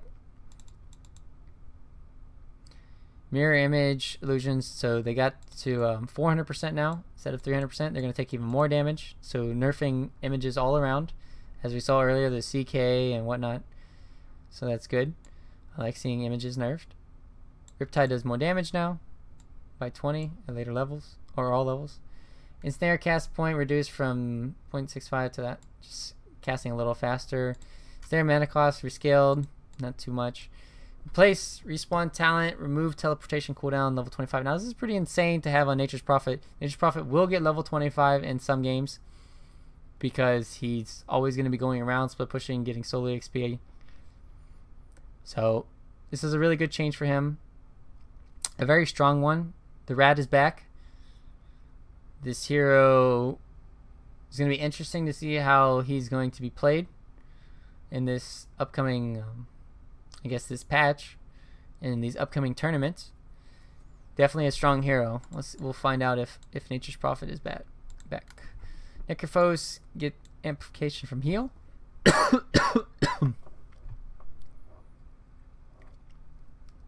50%, 75%. So that means after you, either before you cast your heal, or while you got a death. Like if you killed somebody, that means that you want to cast your Ghost Shroud so you get healed for even more. I think. Actually, I want to test this since I don't know 100%. It says the healing. It says heal amplification increase. All right. Well, actually, I just want to know this, so this will help out a lot, and that'll show us the difference. So we have to do the heal before and after a kill.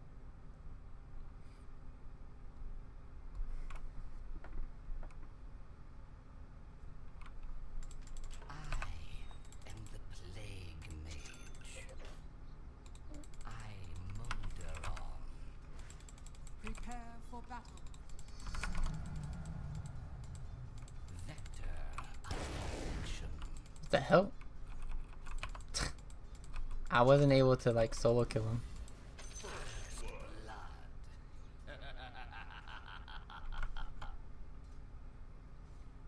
Let me see. Let's see, where's the 1.8 region enemy? Oh, it doesn't actually show.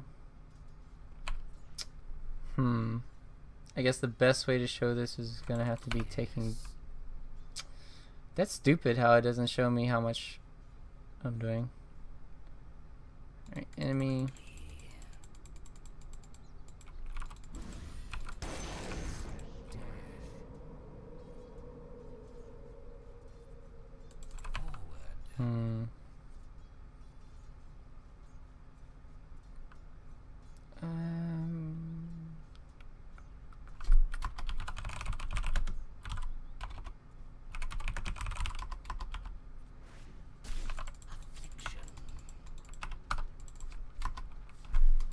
God dang it, dude.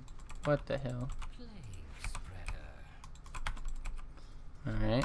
Create hero. Let's see. Give bot. Dragonfire.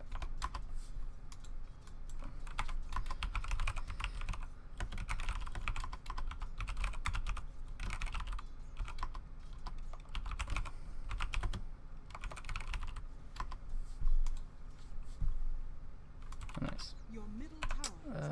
Let's see.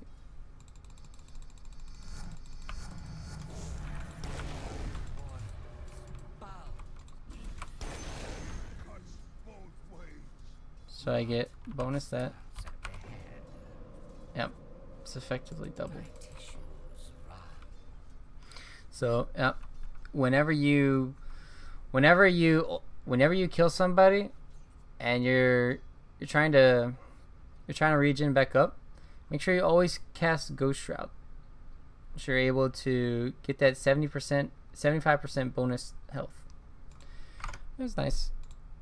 I'm just making sure that the heal amplification was correct there, even after you get a kill. So Hunter in the Night is pretty cool. You have the problem with Night Stalker. All right, so let me just read this first. Hunter in the Night can now activate during the night to grant Night Stalker flying movement speed and for 2 seconds. Cooldown, scaling, mana cost 50, 1200 vision. One of the biggest problems with Night Stalker is his mana. So you're gonna have like 3 potential mana uses: the Void, the Silence, and then now this Hunter in the Night. Also, Hunter in the Night can only be used at nighttime. So you have to start thinking now, okay, what item can maybe I go to help out with my mana problems? Because if you do use the Night Stalker's Hunter in the Night, you might be able to only use maybe 2 Voids or something, or 1 Silence and whatnot. So it's very interesting. But the good purpose of, or the best purpose for Night Stalker is, okay, so I'm going to give you this visualization here.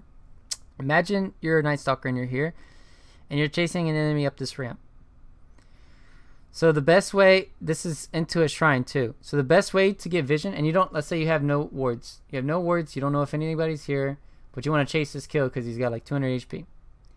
The best way to chase him though is going to be using your Hunter in the Night ability, and it's going to give you that 1200 vision, and you're going to be able to see up here and see if there's anyone up here.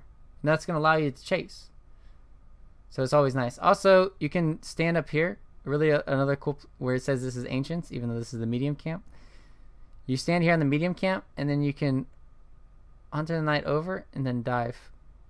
So there's a lot of cool things that you can do with this Hunter the Knight. This gives you a lot more mobility around the map in these cool little places.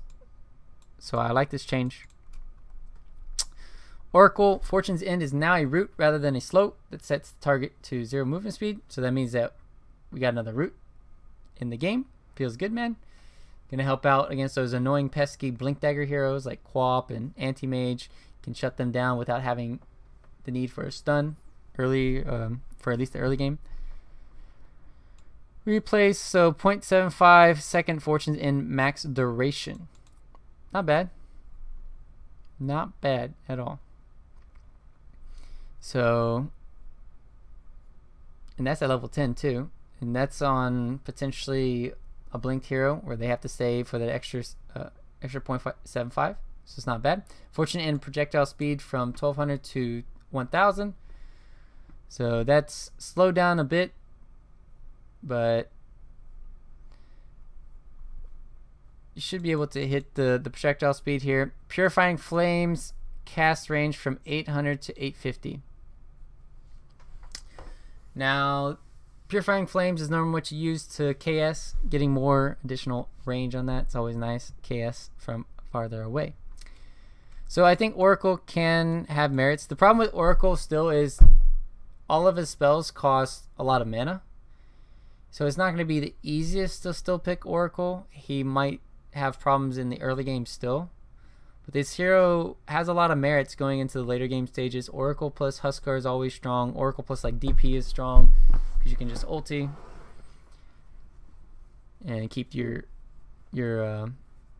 heavy DPS cores like those two alive. So we might see the return of Oracle. We might not. We'll have to see. OD reworked. OD Scepter grants 2 charges to Astral Imprisonment, increases cast range by 300. Damage area is stacked, so that means that you could Astral 3 people at once, and then they'd all just, when they come out, they all get damage times 3 damage. Replenish time is 12 seconds, so you can have, let me see.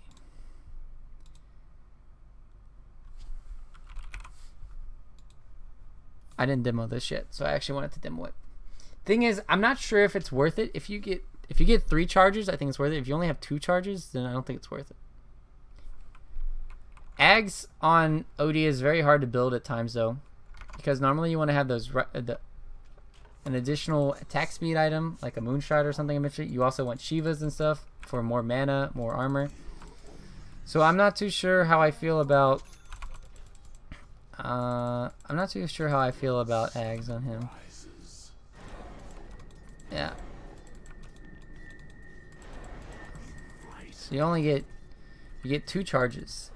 If it was 3 charges, I could see it being good, but only 2? Not really a fan of 2 charges only. Doesn't seem that good. Not a fan. But it's still better than Deuces. So stupid. So I highly recommend not going OD Ags unless you just kind of want to screw around. But having 2 saves during a team fight can be beneficial for your team to have success. So I'm not saying it's completely useless, but compared to other items and the amount of damage you'll lack because you win an Ags, most of the time not worth it. PL, Doppelganger Illusion lasting 1 second less than intended. Phantom Rush Agility is now granted before the first hit lands rather than after. It means right before you swing, you get the buff and then you can run away if you want or whatever. Max Illusions increase from 579, 6810.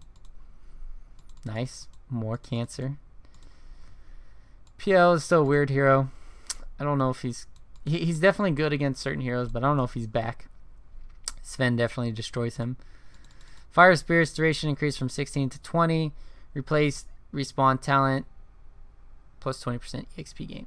So more EXP, get those Fire Spirits to level 15 for the additional Fire Spirit bonus damage. It lasts 4 seconds longer. Ice Frog really wants people to pick up this hero and get Fire Spirits. OG Fly did a really nice job during the VG OG series in Kiev finals. Just picking up the Fire Spirits and showing how deadly it is. So I do commend him for going that and showing us all how strong the hero can be. 1 second more in duration at level 20. Wow, thanks, Valve. Assholes. Pudge is my favorite hero, man. I just want this hero to get buffed again. I don't know why they destroyed the hero. I'm so freaking sad. Feels bad, man. Pudge will be back one day. Life Drain now grants True Strike vision over the target. So what this means is, even if you go inside the trees, say you go into the trees, they can still follow you. Even if you're out of fog, even if you're trying to fog the enemy Pugna, you're still gonna get sucked dry. That's not good. So you have to run out of the range. You can no longer juke it. That's why Decrep plus this is gonna be insane, because you're not gonna be able to run away. And then Life Drain cast range reduced, so they had to reduce the range to make it fair to 800. And then Life Drain now has 100 breaks, so that means that you can cast it from 800 units away, and then they have to be 900 more before it breaks. So big buff here to Pugna. Also, the other thing, True Strike. So even if, let's say you're a bounty hunter, you come up to me, I ulti you, you go invisible, I'm still ulting you, even though I don't have detection. That's a great buff to have. So if a bounty hunter or Ricky try to get close to you and they don't have a way to stun you or silence you with their spells, you just life drain them, they're potentially gonna die. Especially if you decrep them first. So respawn talent 1 second decrep duration at level 15, not bad. Queen of Pain, no Shadow Strike cooldown, 500 to 550 AoE Shadow Strike. I'm trying to figure out a time where you'd want this over lifesteal. The lifesteal is just too good, especially with the right click build that normally Queen of Pain goes. I guess if you have a Queen of Pain build where you go like Dagon 5, Ags, Refresher, Shivas, then you could get this. I could see it having merit, but the other talent's just too strong. This one's not that good, but it's still fun to just see Shadow Strikes going everywhere. It'd be pretty cool. Eye of the Storm prioritizes strikes, static linked heroes. Finally, this needed to be changed like this for a long time. It was stupid not to have it like this. So that means when you're chasing down a target, it's no longer gonna randomly attack somebody else. Eye of the Storm no longer has a cast point. Even better, you can static link somebody and then cast your ulti, and then you don't have to worry about the link breaking. Razor's back, boys. So base movement speed reduced by 5. Now Ricky's an interesting hero that I wanted to talk about a little bit. He might be back, he might not. The thing is, Ricky can mess with the junglers like a Chen and Enchantress. Okay, he can sap EXP, he can see if they're stacking, block out camps, but there's just so many places to jungle that Ricky just, he might fall off and he might have a hard time in this meta now. I think this hero might be killed off because of the new jungle changes. We'll have to see though. Sand King Caustic Finale is no longer your tech modifier. That means Sand King carry is on the menu tonight, boys. Oh yeah, time to get Desolators. Let's get some Desos. Let's get some you don't even need a Deso. I don't know. Mask of Madness. Mask of Madness Sand King. Nah.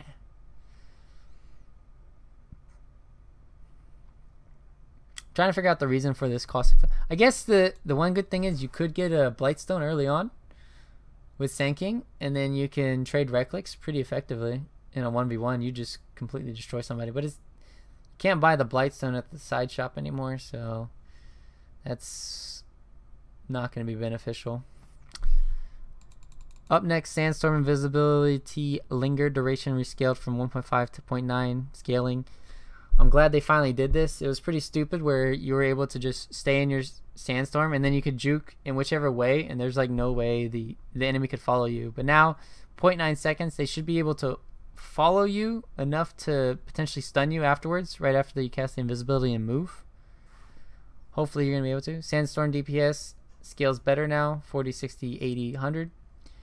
It's not bad, trying to jungle or whatever. minus attack speed slow after casting Epicenter.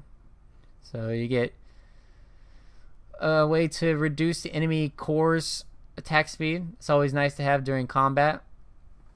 And I think Sand King's already shown how strong he is in this patch. So Sand King definitely going to be a hero that's picked up a lot more frequently now.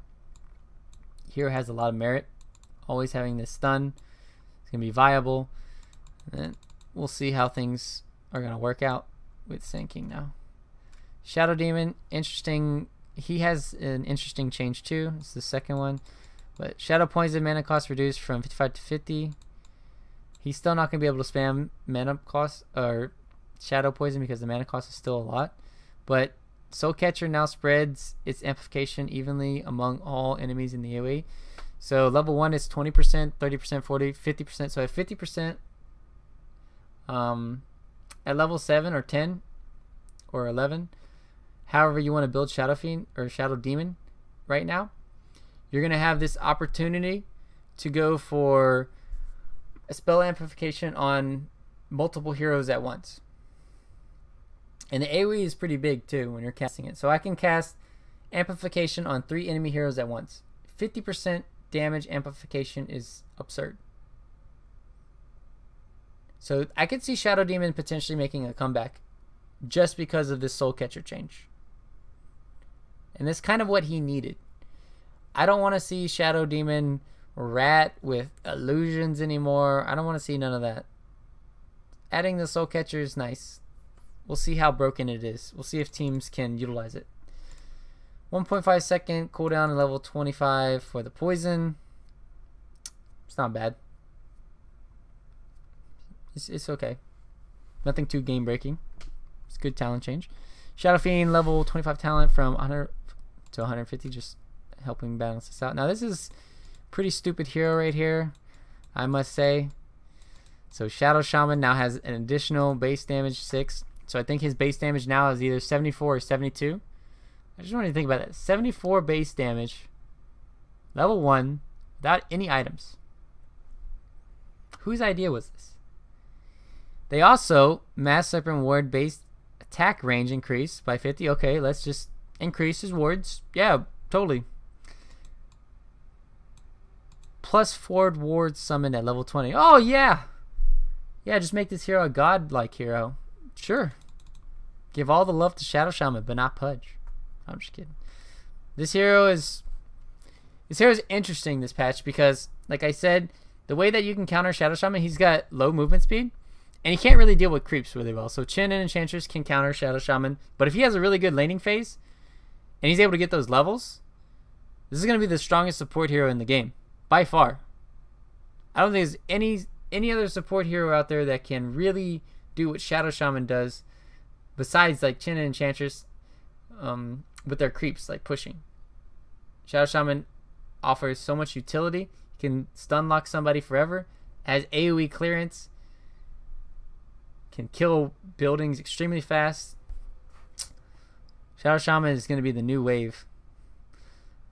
So he's going to be interesting to see. Another hero that's super strong now, Silencer. I'm not sure how you want to build Silencers nowadays though, because Silencer core seems extremely strong, but at the same time, Silencer in the support role has kind of been the standard. So they reworked the Silencer Scepter. Glaives now pierce spell immunity and deal 100% more damage against silenced units. So this is interesting. So if you think about Silencer, you need a lot of attack speed. You normally need Hurricane Pike or something. You normally get a Midas too at times. It depends, because you don't want to fall behind in farm. So let's say you have Treads and Hurricane Pike. Afterwards, do you go for this Ags? I think you might have to. So either Ags is like a 3rd item or 4th item, like big item. You have to have something that pierces the immunity, and then you deal 100% more damage against silenced units. So you can realistically save your Silencer ulti until after they BKB or something. But having this way to pierce through the enemy, spell immunity, and add additional bonus damage with your glaives I don't think you could ever pass that up. But it has to be, you have to have it at a good timing. You can't just rush Ags, then you're not going to have enough attack speed. You're not going to be able to farm more efficiently. You're not going to be able to survive. Even though Ags is a great item to have for more survivability because of the HP bonuses, it's still not going to be enough. It's not the same mobility factor that Hurricane Pike gives you. So it's something to think about. This item is, and how to play this hero. It's going to be interesting to see how people build around him. Skywrath Mage, level 15 talent from 75 damage to 10% spell lifesteal. That's going to be nice to have. Still, Skywrath Mage is going to be weak, but at the same time, he's not going to be weak anymore, I feel, because Rod. I think if you're a Skywrath Mage player, you always go Rod first now, and then you're going to have this lifesteal at level 15. You're going to be even more tanky. Maybe you're going to be able to survive in these team fights. So Slark was hit by the Silver Edge nerf by costing 200 more mana, or 200 more gold, sorry. And then now he's also getting his intelligence gains reduced by 0.2. So they're trying to nerf Slark as best they can. And this is a little bit of a nerf. I mean, Slark is still gonna be weak at times, and with the new jungling, actually with the new jungling, it kind of buffs Slark because he's one of those heroes that benefit a lot from the jungling. He just goes from jungle creep to jungle creep until he gets this Shadow Blade, and then he can farm more effectively now. So I think his early game buffed up a little bit. His later game might hurt more because of the changes. We'll have to see. As well as, I'm trying to think, because of the new changes to the off lane, and it's harder for off laners, Slark might get a benefit there. But at the same time, if you tri lane against the Slark and you crush the Slark, he's going to be useless. So there's a lot of ways to go about the Slark now in the new patch. Obviously the junglers can help out against them and whatnot. So Haunt cooldown a little bit longer at the lower levels. It's a good nerf. 30% greater bash damage at level 20. It's not bad. Pray to the 17% gods. Get these bashes. Alright, this hero is just stupid now. They need to nerf this hero already. I don't know whose idea it was to give this hero strength when they activate their ulti, but that's dumb. To say the least. God Strength now grants a bonus 16, 28, 40 strength when activated. Bonus reduced. Even though this bonus was reduced, you still get the bonuses from the strength to your damage as well as HP. So these kind of like offset each other, but the bigger thing is this guy has Warcry to tank up, and he also has 40 strength. Is absurd. 40 strength is like 800 health. 5 strength is 100 health. So effectively on his first ulti, he gets a bonus 325 HP. And you already got Warcry to tank up. You got Mask of Madness buff on this patch. If you can't win a game as Sven on this patch, you're actually bad at Dota. I'm sorry. Alright, I'm sorry. I didn't mean to say that. Anyways, this hero is godlike now. I just don't. This hero's gonna be first banned every game. The way he's buffed, the way that he's been buffed. There's just no way around it. Especially now that you're able to stack camps too. Ridiculous. Here you go, guys. The ultimate troll techies. Yeah, Heaven's Halberd is really good against Sven, but at the same time, Sven, all he really needs to do is go Lincolns, and then the Lincolns that you go Lincolns and BKB, and then you can't Heaven's Halberd him through the BKB. It's just gonna pop the Lincolns, and because Sven's farm so fast, The thing is, the way that Sven farms right now is, imagine him having 15k net worth, and then your carry having 8k net worth or 9k net worth. That is the discrepancy. He's one full item ahead of everybody, especially if he just crits people too. The amount of damage that crits are going to be had in this game, it's just too much. Ooh, just a little bit on the home stretch here. So there's definitely ways to go around Heaven's Halberd, but I do agree, Heaven's Halberd can be a decent item against Sven, but at the same time, it's like, can you really farm a Heaven's Halberd fast enough to deal with Sven? Like, that's another thing. And if Sven takes out Aegis, if he gets the Aegis and cheese really fast because he's so strong and you can't fight him, then you're just losing more map control. So those are the other things to think about. All right, next is replace respawn talent, 250 damage. So this is the biggest troll in the game right now. I don't know why Valve did this. Realistically, techies, what do? They just stay in base all day, mining, doing nothing, and then you expect them to get level 25? That's a good joke. If he's level 25, there's already probably like 2 rapiers in the game, so he doesn't even need this. It's just funny. Alright, TA. Nerfing TA. Agility green. This feels good, man. TA's too strong as a 5th pick right now. Need to reduce... need to nerf her a little bit more, maybe. But agility gain nerfs should be viable enough. It means that by level 10, you have 4 less agility.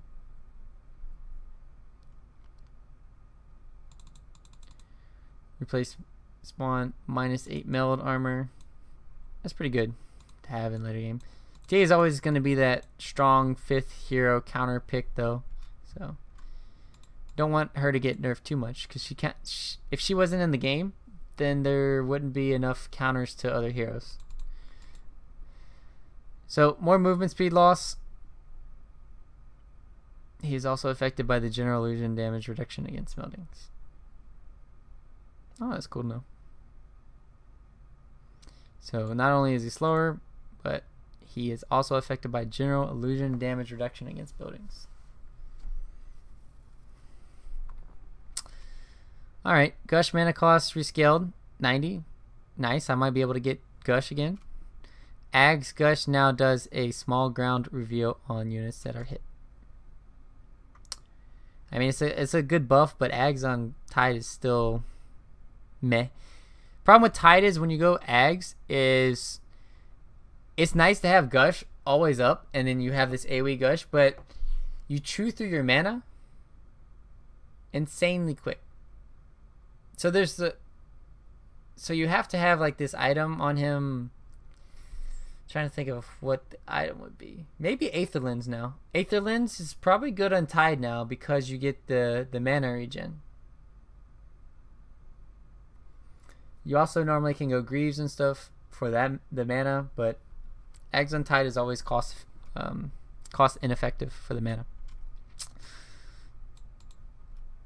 Tide is also, since the offlane is hard, I don't think he can necessarily go to the offlane. I think he has the Iron Talon if you do want to play Tide. So we'll have to see how Tide, if he can come back in this meta. He might not. We'll see.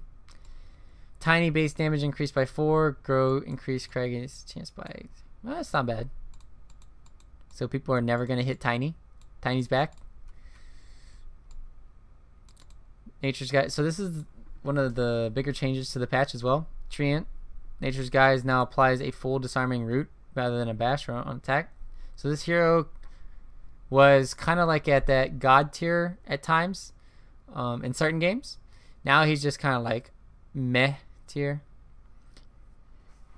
You have what happened before was you were able to almost permanently stun people coming out of Nature's Guise, either by hitting them, then blinking away, or blinking onto them eventually second, or whatever, just going around kiting. But now you're only going to be able to disarm them with your your right clicks as well as your ulti. And so there's a lot of ways to go around that. You can BKB stuff off. You can pounce away, or no, you can't. I wanted to say later the mobility thing. You can manta out of it. There's a lot of ways to stop it, and then the biggest thing is not having that stun to set up for the ganks. But at the other side of things, it's still good, right? It's really good against AM. It's really good against Slark. It's really good against all these heroes like Quap. Anybody who has the mobility item or spell. Obviously, it can disable the blink, but it's going to be good to... it's still going to be good for setting that up. Tree Living Armor is still great against the people who want to push your towers, so you're able to effectively save your towers at any given stage. So this hero, I don't feel like he's going to be picked as much because of this stun nerf. But at the same time, there is still merits in having the hero for scouting purposes, for saving your towers and whatnot.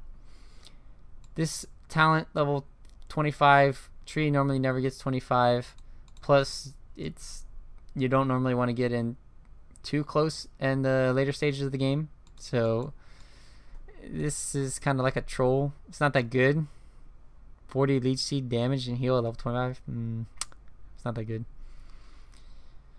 Improve consistency of ice shards when pushing units in and out of shards on impact. Ice shards now starts the blockers at the cast location rather than centering blockers around the cast location. They just said the same thing twice. It sounded weird as hell. Ice shards cast range increased by 200. As a result of the other change, the effective cast range would have been 200 less. Ice shards speed increased 1100 to 1200.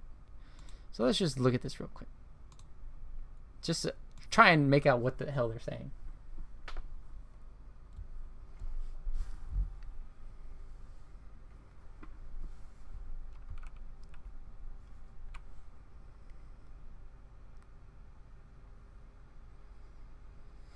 Because it sounds like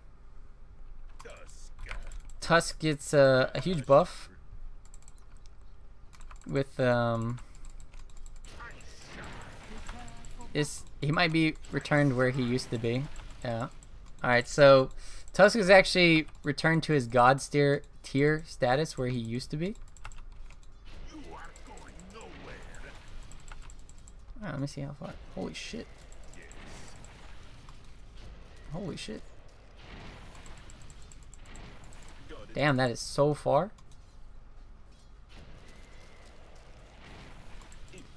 So when you have this hero that's running away... Oh shit, I thought I had him. Maybe it's not.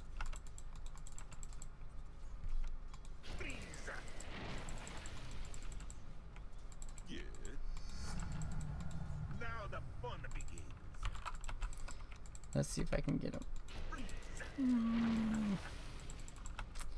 I think it forms a little bit faster.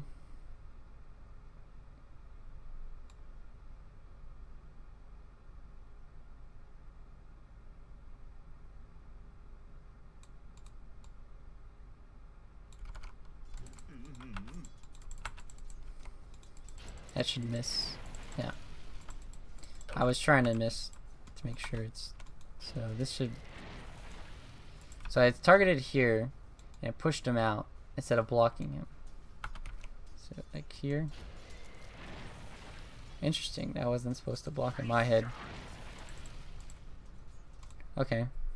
I think Tusk's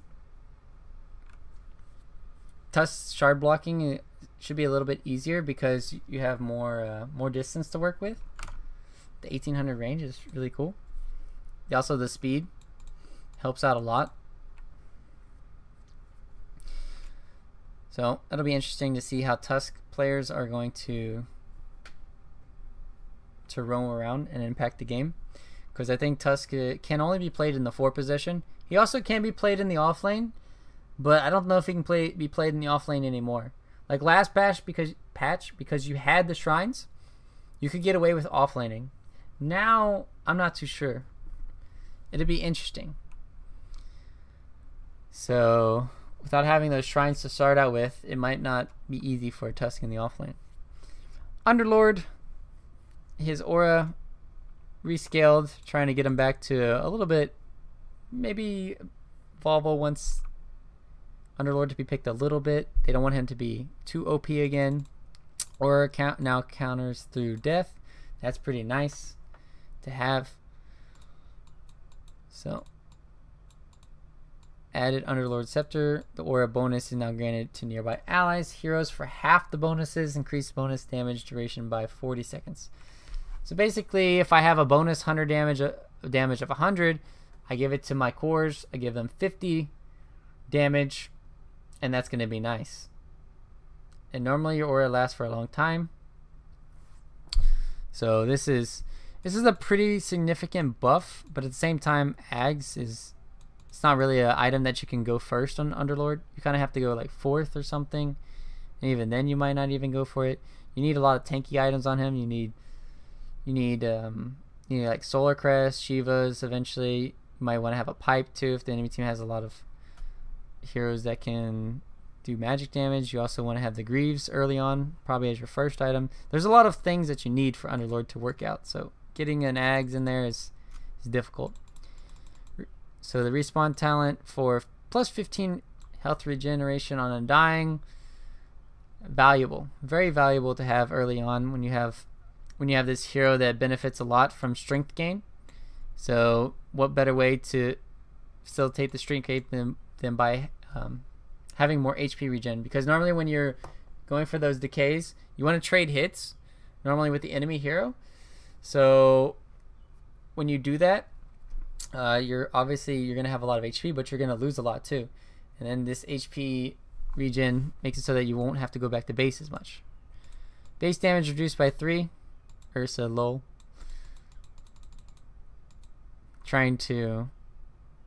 Ursa is probably still going to be one of the most dominant 1v1 heroes at times, just because of his passive there.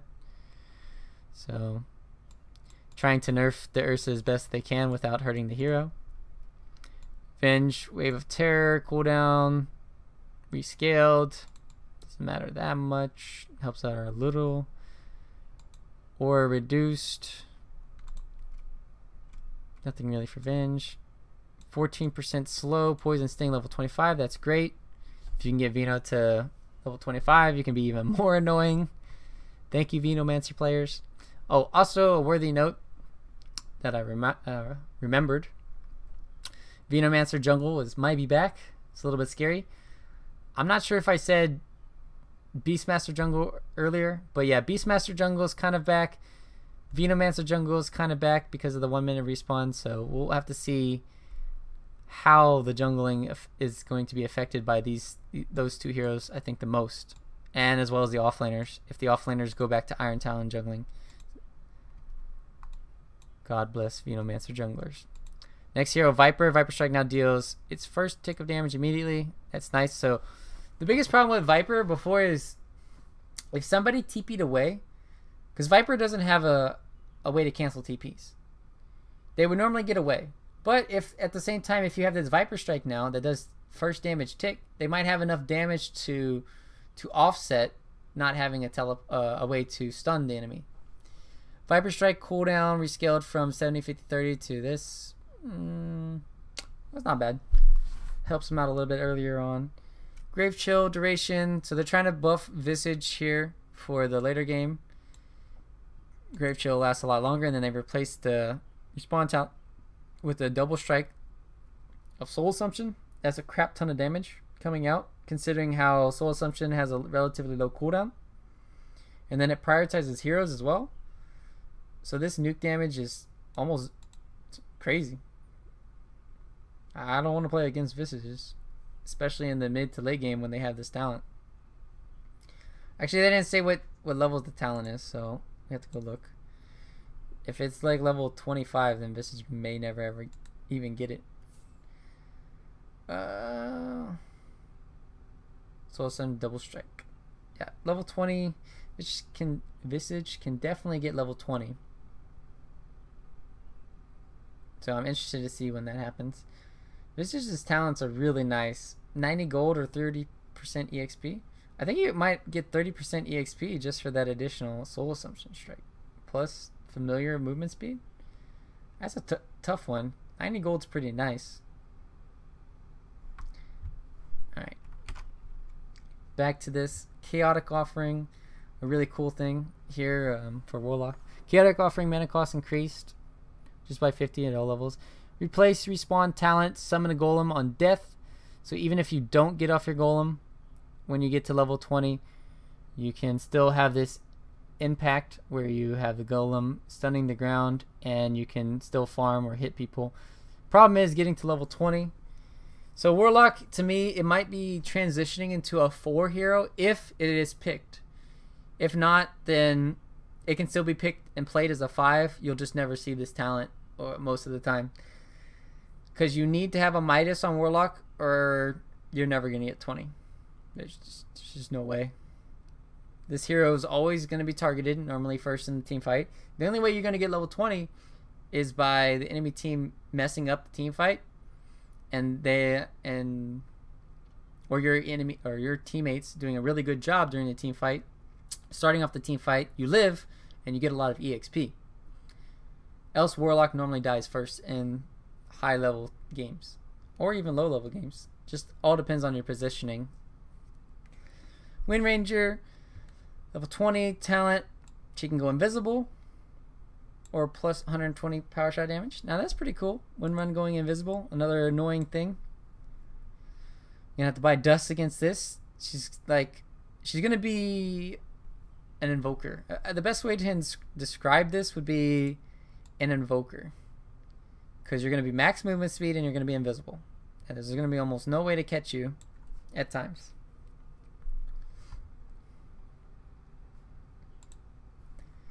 I kind of want to test something. Do I want to test something? Nah, I think it's fine.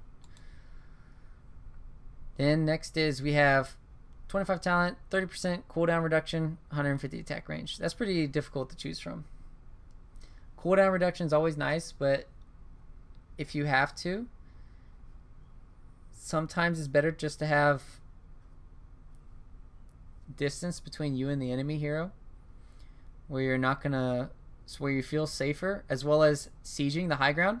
Imagine sieging the high ground as Wind Ranger without having this additional 150 attack range. It's a lot scarier. But if you have this 150 attack range, this allows you to play a lot safer and farther back. Both have their merits. Both are really good. Wyvern, a little bit of buff here to the boss.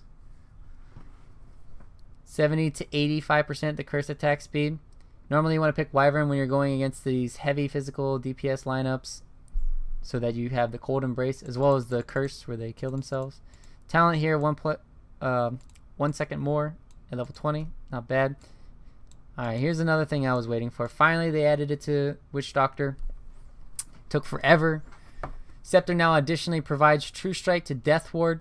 They should have done this a long time ago. If you think about it, like for the past 3-4 years, 5 years, when Witch Doctor's been added, the biggest problem with him is when he gets his Ags, the enemy team normally has like a Solar Crest, a Butterfly, Heaven's Halberd now, where you can't normally hit the enemy target, and then you just have this useless ulti. But now he has Scepter, now additionally provides True Strike to Death Ward. Big upgrade here for Witch Doctor. Big upgrade.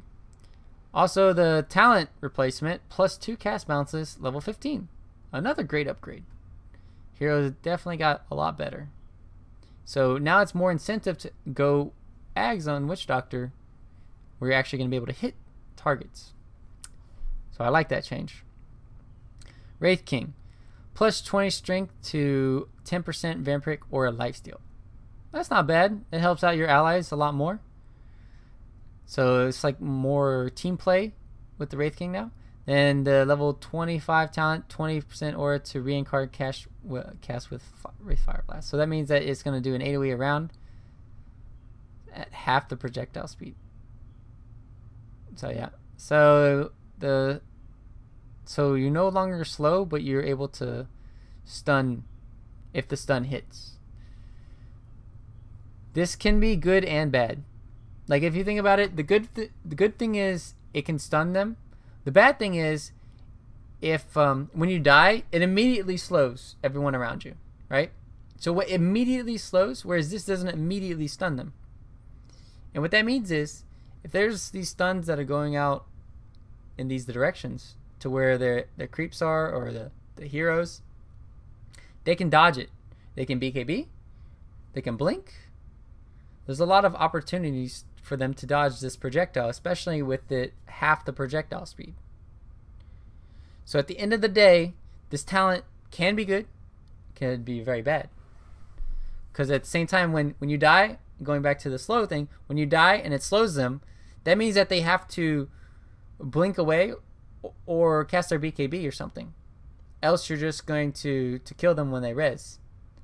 When you res as them. But now, with the stun, like I said, you could dodge it. Next up is Zeus. Replace respawn talent, 0.5 second lightning bolt mini stun. That's not bad. That's not bad at all. Not bad at all. Any additional lockdown or mini stun is great to have, especially for Zeus. Alright. So that's basically it, guys. Notable stuff to mention is top tier heroes. I'll just say the top tier heroes now, I think in this patch, are going to be the junglers. So let's see. The top tier heroes are CM still. Enchantress, Chen. I think Whis is still going to be very strong because you have a lot of stacks, so you can get a lot of levels. You can Beastmaster, Sven. Clinks, I'm on the edge. We're going to have to see if Clinks can work or not. Anything that can really go Mask of Madness. So Lycan can still be a really good hero. Very strong. Maybe Syllabear can come back into the fray as well. So those are kind of the honorable mentions here. And then scrolling through, doesn't look like really anything else that I really want to shout out to. Oh, also a little bit for the items. Be prepared to see a lot more Heaven's Halberds. Be prepared to see a lot more rods in the games. And yep, that should be it, guys. So hope you enjoyed my coverage here of the 7.06 patch analysis. If you have any questions or comments or concerns, don't hesitate to leave some comments or just ask about anything. Any feedback is always welcome and appreciative. So that's going to be it for that. Thanks for watching.